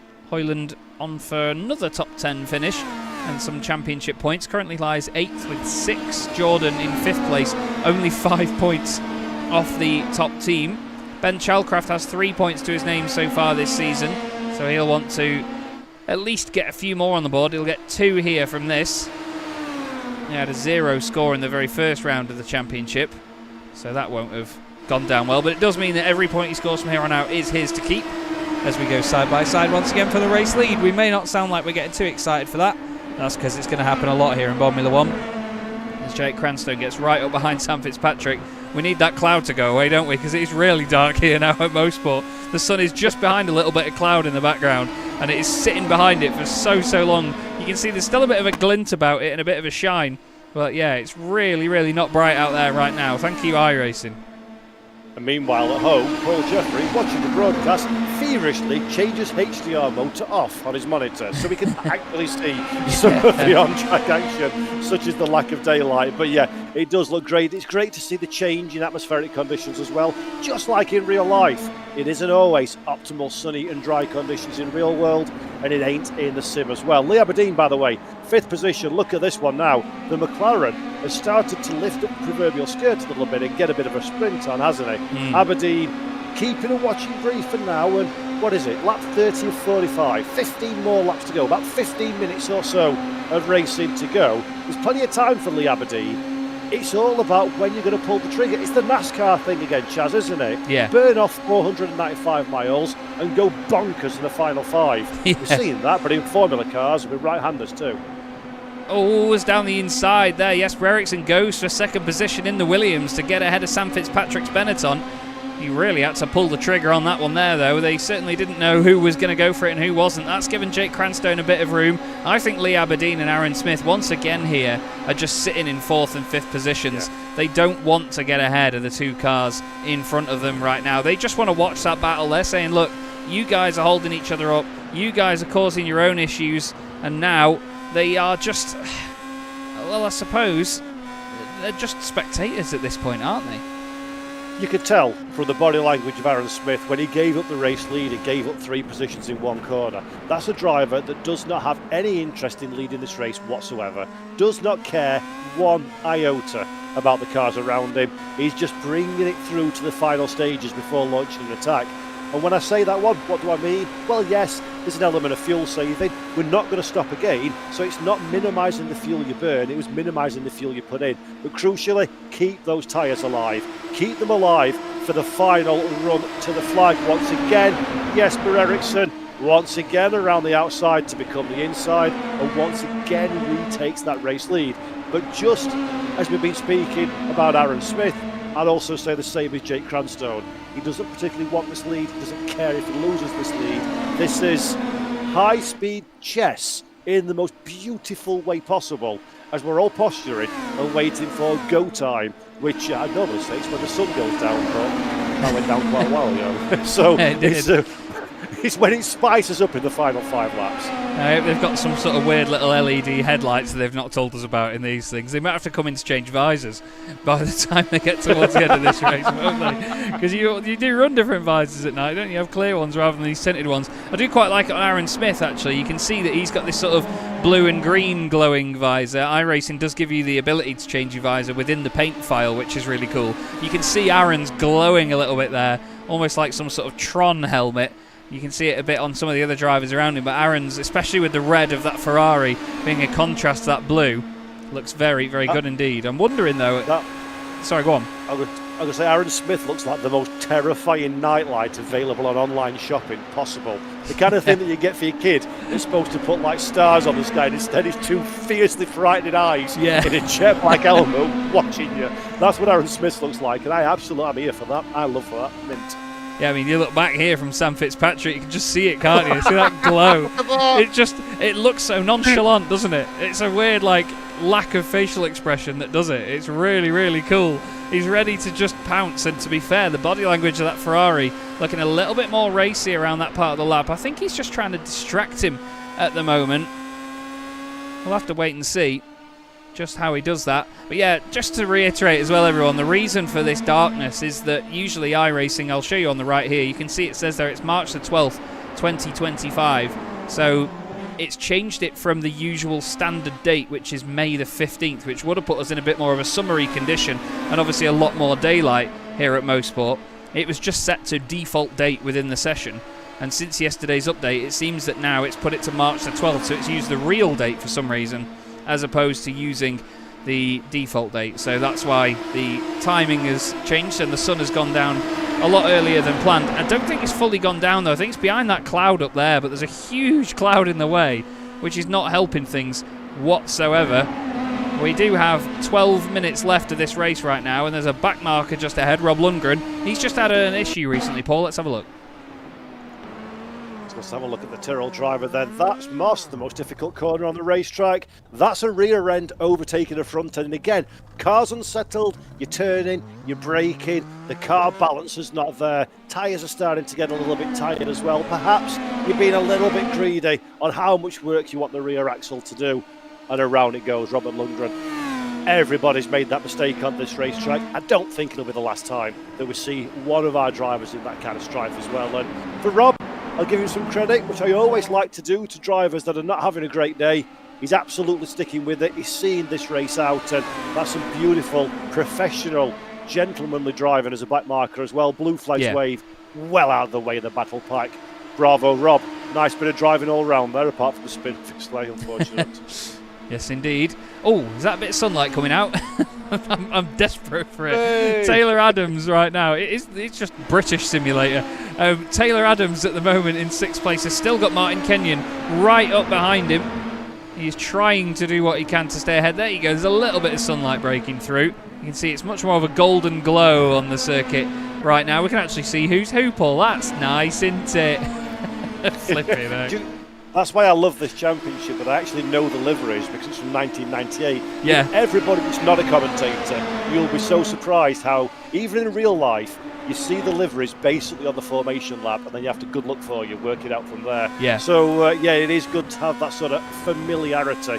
Matt Hoyland, by the way, this is very familiar. It's a Jordan not driven by Damon Hill, and it's miles away behind the car that is driven by Damon Hill. Ooh, Ralph Schumacher simulator. Absolutely. Lovely lighting there, though. That looked fantastic. And again, the long shadows do look beautiful here. It's very yellow here at Mosport now. If it could just stay like that until the end, it'd be great. It would be really, really lovely. But these guys are having to battle the elements now as they drive directly into the sun. Chalcraft and Hoyland, though, God, they're going to be looking at venues after this one. They've been absolutely stuck to each other throughout this race. And that's what I love about this as well, is these guys will have a good old laugh about this race afterwards because they have been all over each other since lap 1. They might have had dramas in the early stages, sure, but they have certainly shared this circuit very, very well. Philip Miles still holding on to the final point scoring position at the moment. He is yet to score points this season, so too are Prost, and it looks like at this stage they are going to beat Minardi to scoring points. We'll have to wait and see.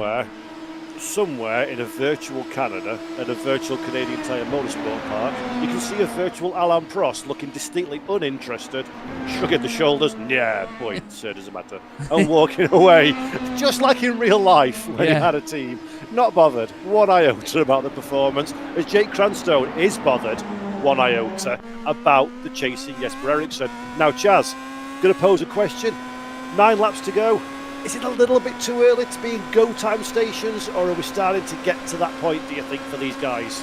I think at this point, Paul, they're not thinking about strategy and saving fuel here. Aaron Smith tried that earlier and it didn't work. It's clear that these guys have tried this and tried a race-long run to know where the fuel's going to get them, and they know that there's no point trying to save that extra time because the slipstream is so strong.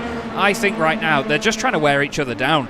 They are fighting tooth and nail as hard as possible, and the two in the box seat are going to be Lee Aberdeen and Aaron Smith, because Ericsson, Cranstone and Fitzpatrick have been absolutely throwing the kitchen sink at each other throughout this race, and it's not benefited them anything because they're all still in the positions they started this race in. They are nose to tail, separated by 0.7 of a second, the three of them. Right now, like I say, Aaron Smith and Lee Aberdeen, they're just sitting here, they're just lapping away, watching these guys, benefiting from their slipstream. Come the final 2 laps, they're going to pounce. I will say, just look how well Aberdeen is preserving those tyres. Way off of the throttle. He knows that he can close the gap back up again. So Lee Aberdeen being very, very gentle on the rubber of the McLaren Mercedes at this moment in time. In fact, let's be quiet for a moment and just have a listen to the throttle behaviour of this McLaren Mercedes number 7. Let's see how Lee Aberdeen's treating the car underneath it.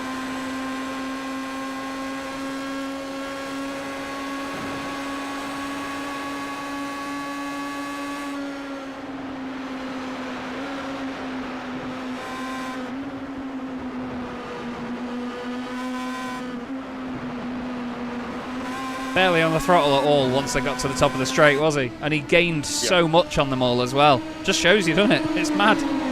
That's the thing, don't put no stress in the tyres, and that's not just the velocity into the corners you take as well, it's how late and how gentle you pick the throttle up out the corners.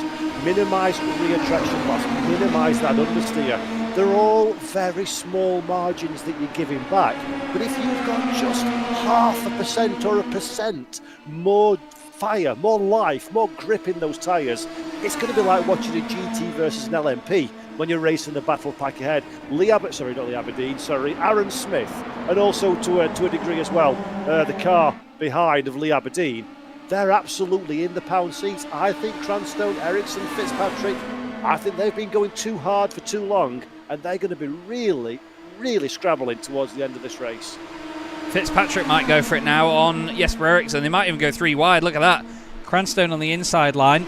Eriksson in the middle. Fitzpatrick around the outside. Cranstone gets out of that one and suddenly goes from first to third. What about Aaron Smith? Is he going to go for it? No, he's still sitting just behind. Now instead of having one tobacco brand to look at, he's got another one. So they're all swapping about. That's quite the cool thing, isn't it? 5 different coloured cars, 5 different tobacco brands in these machines. Just how times have changed. Oh, God, God bless the 1990s. Isn't it just? I hope iRacing out watching. Yeah, I've watched these races all my life, and never once have I looked at the brand of a race car and gone, oh, I think I'll buy that. Yeah. It doesn't work like that way, people. It really doesn't. No, and it just... especially Red Bull. But right now, Aaron Smith is sitting in the definite box seat. He has got all the patience in the world, it must be said, actually. You know, Aaron is a very feisty racer. He doesn't back out from anything, and I've very often seen him absolutely sending it. But you know what? He's been showing a real different side here, and he's been really patient throughout this race. We've got only 6 more laps to go after this. Happy to say that the sun is very much still out here at Mosport somehow, despite it being about what feels like 10 o'clock at night now in the sim. Thank you, Canada. But these guys, I mean, I'm going to say it now, Paul, because it may go to pot when they get a bit aggressive on the last laps. These 5, and initially 6 earlier on, have been so exemplary in close racing at such high speed in twitchy little cars, haven't they? This has been a real story that, you know, sure, all this position changing might not mean anything at the end. The results sheet won't tell you.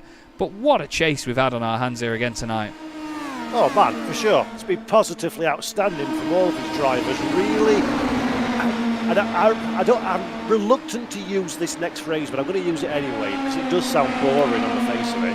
But really professional, realistic driving, if that makes sense. Yeah. There's been no stupidity, there's been no gamification. This has rolled out like a motor race on professional drivers in real cars, how I would expect that to go. I cannot, as a fan of immersion, give any higher praise to this battle pack than what I've just said there. It's fabulous stuff. Really has been genuine top draw. And the thing is as well, you know I'm a little bit more biased towards iRacing than you, but it's the one thing that you can't describe that iRacing does better than the other sims. The racing is realistic. The way that it pans out, the way that the cars move around and the way they look. Look at the language there of Jack Reeves' car sideways through the double right-hander. He's now ended up getting in this fight with Matt Hoyland and Ben Chalcraft. Stuart Clark is up the road, by the way, and again, another under-the-radar performance by Stuart. Started 9th on the grid. Is up into 8th place. He's got 8 seconds ahead, 11 seconds behind. Nothing to worry about. Philip Miles is 3 seconds ahead of Alex Fretwell. It doesn't look like Alex is going to get points on his debut as things stand, but we'll wait and see. We'll have to wait as, Tusting's gone deep. The arrows like that corner, don't they, Paul? Yes, it does seem like understeer is slightly prevalent. I know it's the same car and everything, so it's no different handling regardless of the livery, but anytime an arrows goes off track, it's always an opportunity to make a sarcastic comment. Right then, 41 laps are in the books, good sir. 45 laps says goodbye to our race for the day. Who's your money on, Sunshine? Who is your money on? There's nothing big and clever about gambling, by the way, people. But for the sake of this conversation, where's it going to go? Who's going to take away the pot of gold at the end of this sesh? I think it'd be hard not to look at Jesper Eriksson. He's always in the right place at the right time, much like Cam Dant's double champion was. He's driving Cam's old car at the end of the day, that Williams with the number 1 on it. He leads the championship after 2 race victories so far this season. He's won multiple races before, funnily enough, for Benetton, the car that he's now chasing. I don't think it's... I don't think we can overlook him. Fastest lap of the race, by the way, by Sam Fitzpatrick on that last lap. So they are pushing like mad. I think this Williams will get the job done again. What about you, Paul? I think I was clever enough to ask you the question, so I don't have to risk an answer. Really, honestly, it could go anyway. Any one of these 5, this is what I'll say, any one of these 5 drivers deserves the win. Whoever gets it is borderline academic, because they all deserve it. Champions drive from everybody. These lot are still having a good old scrap as well. Hoyland is now to the back of this with Chalcraft and Jack Reeve in front of him. Let's have a look at how all this changed, because it went by quite quickly. So this is Ben Chalcraft. Hoyland in there with Reeve. Reeve goes all the way over to the left-hand side. Chalcraft says, go on then, I'll have a bit of that. Down the inside, nice and brave. But look at the respect there from Hoyland. How many sim racers do you know that would do this in Matt Hoyland's position? Well, he's lifting a bit, he's saying, yeah, all right, I'm not going to just plough through you. Sees a car on the inside, and you know what, he lifts again, gives loads of room and back in. Because he's thinking about the bigger picture. He's just intelligent, which is not something you can sort of label many people with that stick. So fabulous stuff. And look at this one. I mean, Jake Cranstone, I'm cheering for Jake. I don't know Jake, I've got no idea who he is, but I love the fact he's in Damon Hill's helmet. That's good enough for me. If it was Nigel Mansell's helmet, he would absolutely get my love and adoration. But Damon Hill is good enough for me, and Cranstone's doing a great job. But look at this sun. Now, we've gone from pitch black to burning your retinas out. This is going to be difficult for these drivers, Chaz. This is going to have another element of spice. This is the one that's going to knock it slightly over into the uncomfortable side of things, I think. And with 2 laps to go, you've got oat in the tank, you have a dig around, you get your fishing rod out, and you pull out some performance, because it's now time. Yeah, we're going on to the penultimate lap of the race here in the CDM Boremula 1 World Championship, and it is 3 wide for the lead. It's Sam Fitzpatrick down the inside of Jesper Eriksson, with Jake Cranston on the outside. Aaron Smith has now pulled the trigger, goes down the inside. He tries to move Lee Aberdeen around the outside of Jake. He's going to have the inside line for the final corner. Jake needs to be careful here. Can Lee tuck it all the way in? Oh, dearie me, gentlemen, that is mighty close. 2 laps to go, and Sam Fitzpatrick leads the way. Another chance now to say thank you to Bottle of Scotch Racing and Derbyshire Holiday Homes, our championship sponsors. It's Chaz Draycott and Paul Jeffrey here in the commentary box for this final lap, or final 2 laps I should say. I'm getting ahead of myself. In round 3 of season 3, we've got Jesper Eriksson, the driver that's won both races so far this season. Sam Fitzpatrick, the man that put it on pole position at Phillip Island for round 1 in the Benetton. They are all very close together now, Paul. The body language has changed. This is getting scary. I hope nobody's got sweaty palms, because the gloves are well and truly off at the front of the field. Jake Cranstone is the man with the most work to do, arguably with the most tired tyres on that car as well. So Jake is going to be struggling. My money, my advice to you folks watching at home, look at car number 3, Aaron Smith, in 3rd position. He's been a sleeper all the way through this race, but I think we're going to see what Smith's made of. In fact, he's going to the inside. It is 3 wide for the race lead. Right on cue. Aaron Smith on the outside. And there's a little bit of contact. Smith goes to say hello to the grass. He's got to be careful here. Get the car back on the racetrack. Rejoin. Wow. That is unbelievable.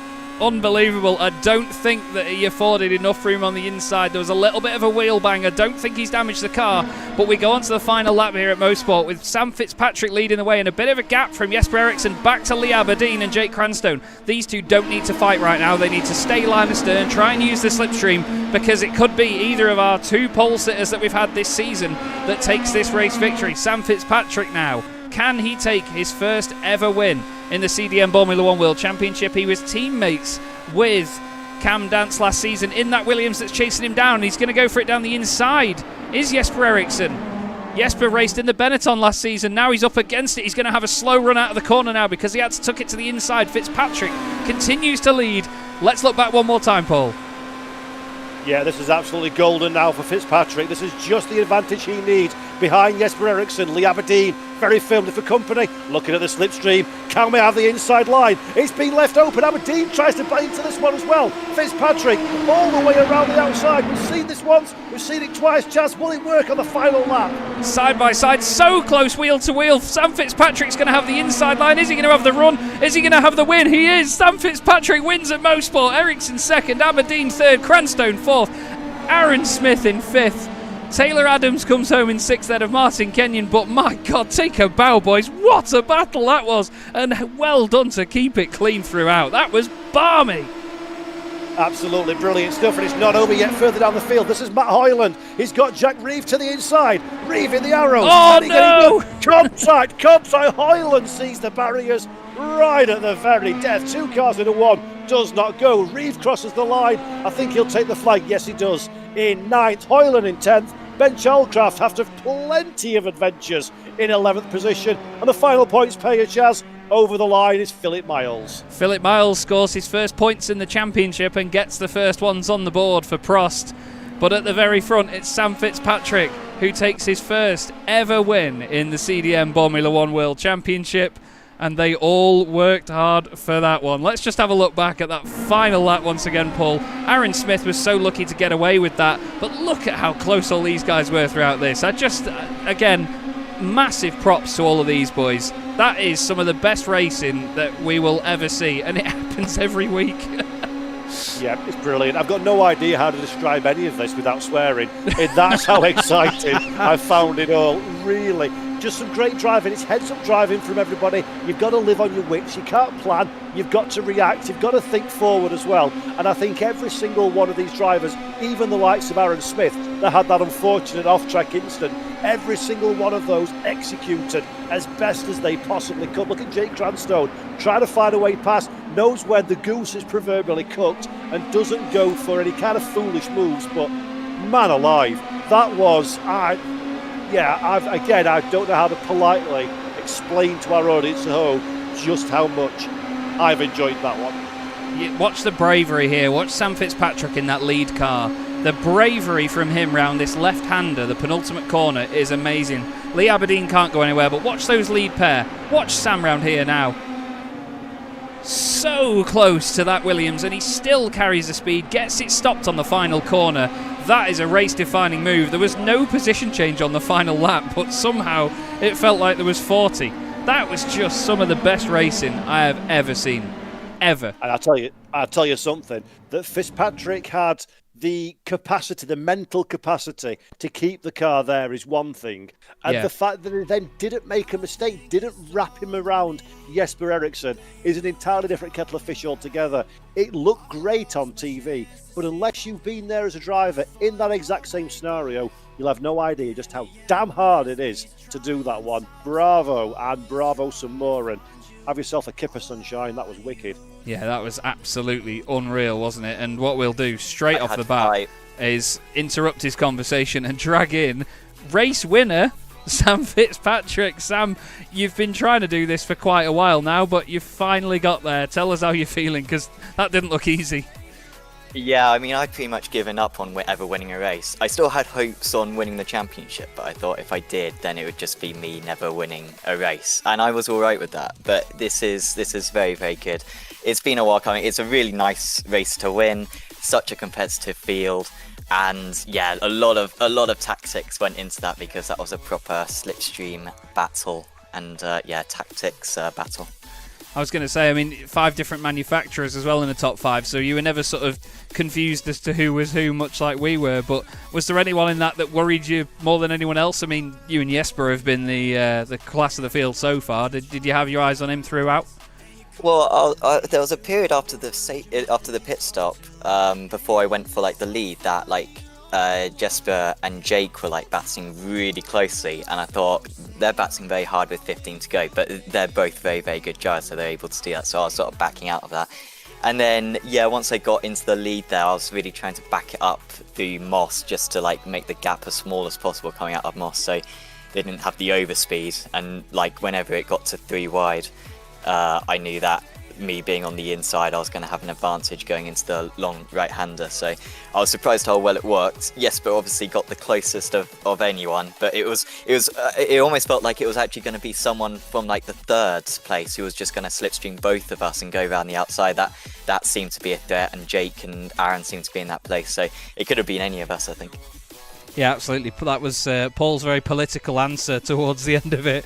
He knew that there was going to be one of you 5 win it somehow, but I mean, again, that just looked like mega fun though. I mean, were you all talking to one another? Were any of you in communication throughout that?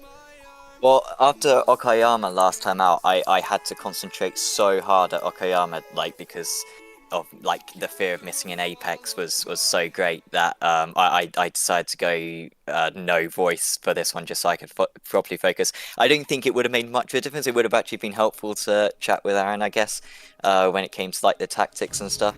But I mean, it's a really great group of people. I mean, like, I raced against Jake last season and we had some good races. And yeah, obviously Aaron I know is a quality driver, and Jesper we've had some great battles with, so it's a really good group. So we always know we have a lot of respect for one another. Well, it's great to see that, Sam, and like we said throughout, you know, you guys all have a good laugh doing this, so I'm glad you're all enjoying the racing. Is there anyone you'd like to give a shout out to before you want to go? Of course, thanks to Apex Racing Simulators, because I'm at the Apex Racing Sim Centre in Corby using one of the rigs, so thanks to them for letting me use the rigs. And do, of course, check out apexracingsim.com if you want to visit or if you want to buy some hardware. And of course, thanks to you guys for playing on the season. It is a lot of fun. I'm looking forward to each round. I'm already looking forward to the next rounds. So I really enjoy this series. And thanks to all the other drivers, because that was a mega battle, and it's nice to be able to race that close and have confidence that you're not going to make contact. Absolutely. Well, nicely said, Sam. Great to speak to you as always, mate. Well done on your first win in Boremula 1. We're sure there will be more, and hopefully we'll speak to you again very soon. Thank you very much. Cheers. Now, just a little bit earlier in the broadcast, I said that real life comes first, sometimes in sim racing, or all of the time. It comes first for Paul right now. Paul has to jump off very quickly, but before you go, Paul, final words on tonight, because, I mean, that was just epic, wasn't it, that finale? But again, Boremula 1 just shows us how good it can be. Mate, what a race, and what a first win for Sam Fitzpatrick. Every win is a great win, but man alive, that's the way to win your first race. Beautiful drive from Sam, beautiful drive from the whole field, and a big thanks to yourself, Chaz, of course, for having me back again, and to all our event sponsors, and everybody watching Chaz Draycott Media at home. I'm going to disappear because, quite frankly, I'm not very well and I need to go lay down. So I'm going to leave Chaz to continue the interviews and close out the show. But folks at home, from my side, thank you for your company. It's been an absolute blast, and I reckon we should do this again soon, mate. Absolutely, we will. Thank you very much, Paul Jeffrey. Paul will be back with us for the next round of the championship at Mugello in a week's time. But I'm going to continue on with the interviews, and we're going to drag in the man that finished in second place in that one. Not a bad start to his championship with 2 wins and a second. Jesper Eriksson, welcome to the booth, mate. You must be still pretty pleased with that one. I mean, that's your worst result of the season so far. But what a race, man. What a race. I'm ecstatic. That was so much fun. Hell, I don't know what to say, but I purely enjoyed that race. I was going to say, because again in Boremula 1, the only time you had any bit of a break was when you were on your own in the pit lane. That was literally the only time you didn't have another car within about a second of you. It must have been balmy. No, there wasn't a lap that I didn't think about what to do on the last lap. There was all of the 44 laps before was just eyeing up the last lap. So, I was chaos. Well, I tried to move on Sam, but almost works. I was going to say it was very close to contact in those last moments, because Sam just somehow stuck it around the outside. He had ultimate confidence, and Sam said it himself, you know, you guys, you've raced together before quite a lot, and in these cars you all know that you're in it for good fun and for a good time, and there's a lot of respect, isn't there? And it gives you confidence as a driver to be able to push like that in a group. Oh, definitely. I think without the respect we have for each other and, you know, the confidence we have, this racing would not be possible. I mean, 3 wide in the penultimate corner, it's not possible without this kind of chaos. I was going to say it was certainly chaotic, but very entertaining all the same. 3 races down, and still a very, very healthy championship for you. You must be feeling confident now going to Mugello. Oh, definitely. I'm super happy. It's gonna be fun. I'm quite relaxed with the quote-unquote lead I have in the championship, but it'll be a tiny one. One race and it can be over. So yeah, it's gonna be fun. I'm looking forward to it. Me too, mate. Well, great to speak to you as always, Jesper. Is there anyone you'd like to give a shout out to before we let you go? You, of course, for streaming this, and Sam and everyone else on track. Is so much fun. Purely enjoy this. Well, it's always great to have you, Jesper. You're an absolute star. Thank you very much for joining us, mate, and we'll see you at Mugello. Thanks. Jesper Eriksson, everybody. As you can tell, he absolutely loves it. He absolutely loves it, bless him. And another driver that absolutely loves it, that we're going to get a quick word from, is the man that may have finished 5th in that race, but God, I bet you enjoyed that, Aaron. You tried the strategy in the pits, didn't quite work out, but God, you had to push all the way through that one. Weirdly, no. Or genuinely, in the slipstream round here, it gained you a second, which at an already short track is absolutely huge. So I was fuel saving for about 35 laps, pretty much. And yeah, it helped in the pit stop, but the slipstream here is just, yeah, in this car, in this track, is just too much. But I tried it, and yeah, nearly worked. But yeah, a 5th ain't too bad, though. Well, absolutely. It's bigger picture. It's all about getting points. And, you know, when you're in a field that's as competitive as this, you have to think about every single point, don't you? Especially with the point system being so close. Yeah, exactly. Like, honestly, if I can just finish within the top 5 for the rest of the season, I'd say that's pretty good, considering how close everything is. And I think maybe we'd had a few more drivers in there as well. Kevin got really unlucky. Again, I honestly, I think you agree. I feel so bad for Kevin, honestly. Yeah. I feel so heartbroken for him. He's had a horrible start to the season. I think Taylor might have been up there as well, maybe a couple of other drivers. But yeah, once we broke off, there was absolutely no chance anyone else was getting near us. Well, it was great to see it, Aaron, and fantastic entertainment. Even with the scary moment with the lap to go, you still managed to keep it together, and hats off to that recovery as well. That was absolutely mega stuff to watch. We are going to move on quickly, unfortunately, though. Is there anyone you'd like to give a quick shout-out to? Just the usual, Sam and Jack, great 2 friends that we all jump in a call together, and you, Chaz, for always putting on a good show and setting up the league. It's been really good fun so far. Glad you're enjoying it, mate. Hopefully speak to you at Mugello then. Yep, see you in a bit. Cheers. There we go. Aaron Smith very quickly out and very quickly in. I want to drag Philip Miles of Prost Peugeot. Philip, your first point of the season and the first points for Prost. You had to work hard for it, but you must be pleased with that. I'm really delighted. I mean, the start was awful, but finishing with points is amazing. And do you agree that, you know, having a point system like this, that, you know, it doesn't give points to everybody. You have to work to get into the points. It makes it more rewarding when you grab just the one, doesn't it? Yeah, absolutely. I mean, if it would have been like 6 like it was originally, I think it would have been yeah, nobody would have any points. Impossible for me. But with this, it's like, well, they were not all here today, and Kevin was unlucky, and I just was lucky to like take the shot and actually had a decent race after the incident lap 1. Yeah, that's it, isn't it? You've got to be in it to win it, as we say, haven't you? You've got to just keep pushing throughout a race like this, because you never know what can happen.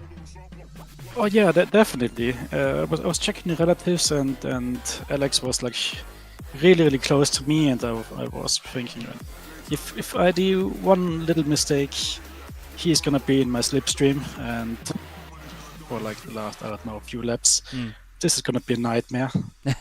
And I was really pushing it hard, and I also want to thank my crew for that amazing pit stop. I overtook 2 guys there, and I'm really happy. Well, I'm glad you are, Philip. It was fantastic to watch. We are unfortunately a little bit short on time, but I wanted to make sure I got a word with you on your night of scoring points. Is there anyone you'd like to give a shout out to? A shout out to my wife. I think she's still watching, hopefully, unless she's busy. And also to Bottle of Scotch and Crymsun, who helped out sponsoring the league. Yeah. And thank you to everyone. Well, thank you. I'm just so full of emotions right now about that point. I don't know what to say. That's all right, mate. No problem at all. Well, thank you so much for your time, and thank you for popping in for an interview. Well done on your championship point, and we'll hopefully speak to you again soon. Yeah, thank you, and see you next week. Yeah, cheers. There we go. Philip Miles, he was very pleased with that one, and just missing out on points, but still, I'm sure, having a very enjoyable debut. Alex Fretwell. Alex, welcome to the box. First off, thank you for jumping in last minute to fill in for Yayan Stitchbury. How did you find it? Honestly, I could probably talk to you for the next half an hour, but I'm aware of the time. Yeah, when I got the message to possibly stand in, I was in a garage putting an engine in my race car for hopefully next weekend, so we're a bit tight on time. And that's about 45 minutes away from my house, so it was a pre-race to get home in time. Then I had to get iRacing required updates done. And thank you very much for asking me on this particular night of the calendar. I had to buy the track. Oh, I'm so sorry. So, literally, the only mileage I've done in this car is the few laps I did to send you.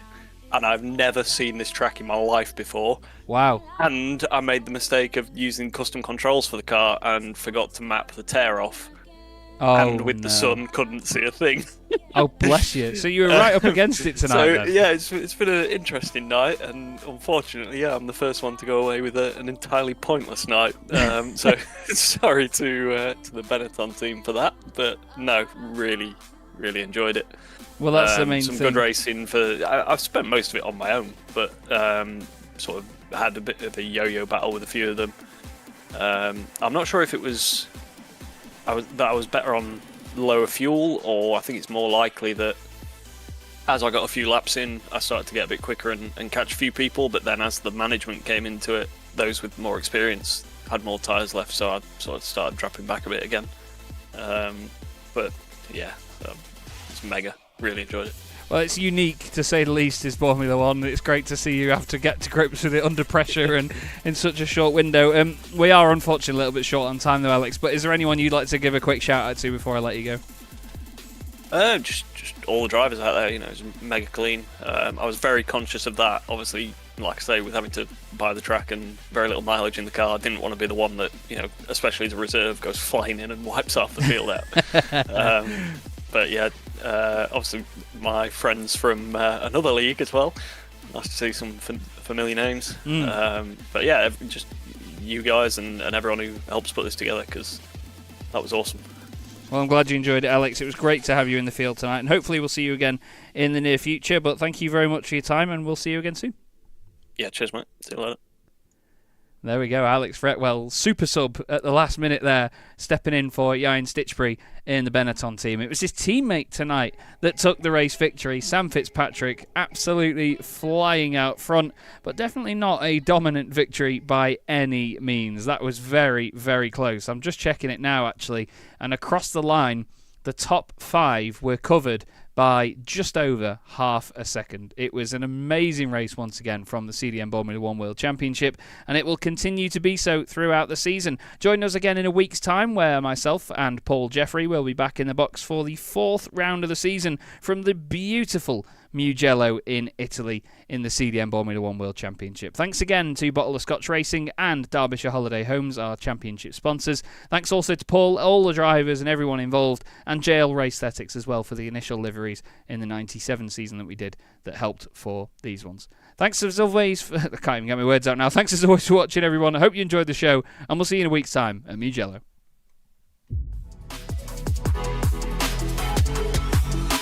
And look at Jochen Hahn and Antonio Albacete. The two of them go flying through the right-hand side, then the left-hand side. Jochen Hahn around the outside, and Lucas Hahn, no father and son, come together on the exit of turn 1. And the best thing about this is the fact that it's still a 15-minute sprint race. They're not extended the time of the race. It's still just like, it's going to be, 7 laps as well for it. We get to the real nitty-gritty of motorsport. Crymsun and Smith are side by side for the title in the very final race of the season. As we go back up the hill towards the Schumacher. Nils Core clips the back at 10. Simon Povey clips the side of Nils Core. They go over the hill and Povey's around. Oh my god, that's going to definitely be the thumbnail, isn't it? Hit me in the right direction. Thank you so much. 23 cars.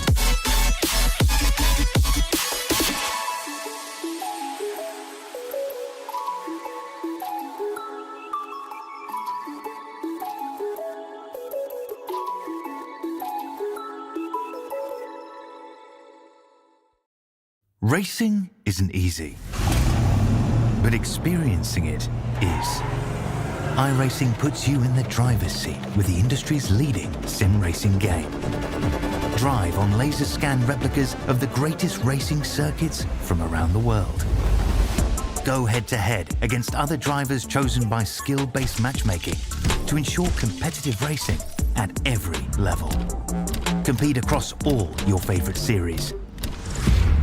In officially licensed cars, engineered to deliver the most accurate driving experience possible.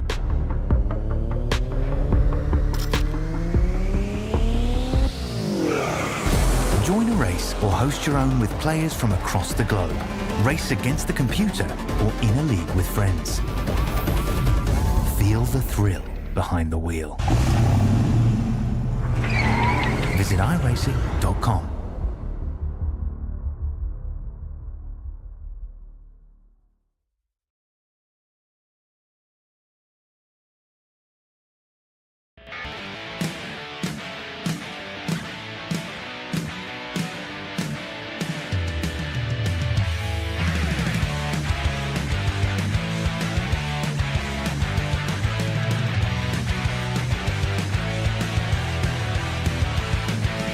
Goes to the right, Silas goes to the left, across the line, it's going to be... Which one's it going to be in six? Tim's going to get it to the line, he's not going to get it. Oh no, Pete Newman's around. Pretty tight. Jake Blackwell round the outside. He's going to keep it there, and now he's going to be on the inside. Okay, Simon Price sees a gap in the middle, decides that no, that would be mental. Big accident, Simon. Cam Dance wins. Silas Cragfrolic wins. Jake Blackwell wins. Cranston to take the win. On his Jesper Eriksson, two-time champion of the CDM Formula One World Championship is Cam Dance. And what a fantastic race. Amazing. Oh my God, I've missed this.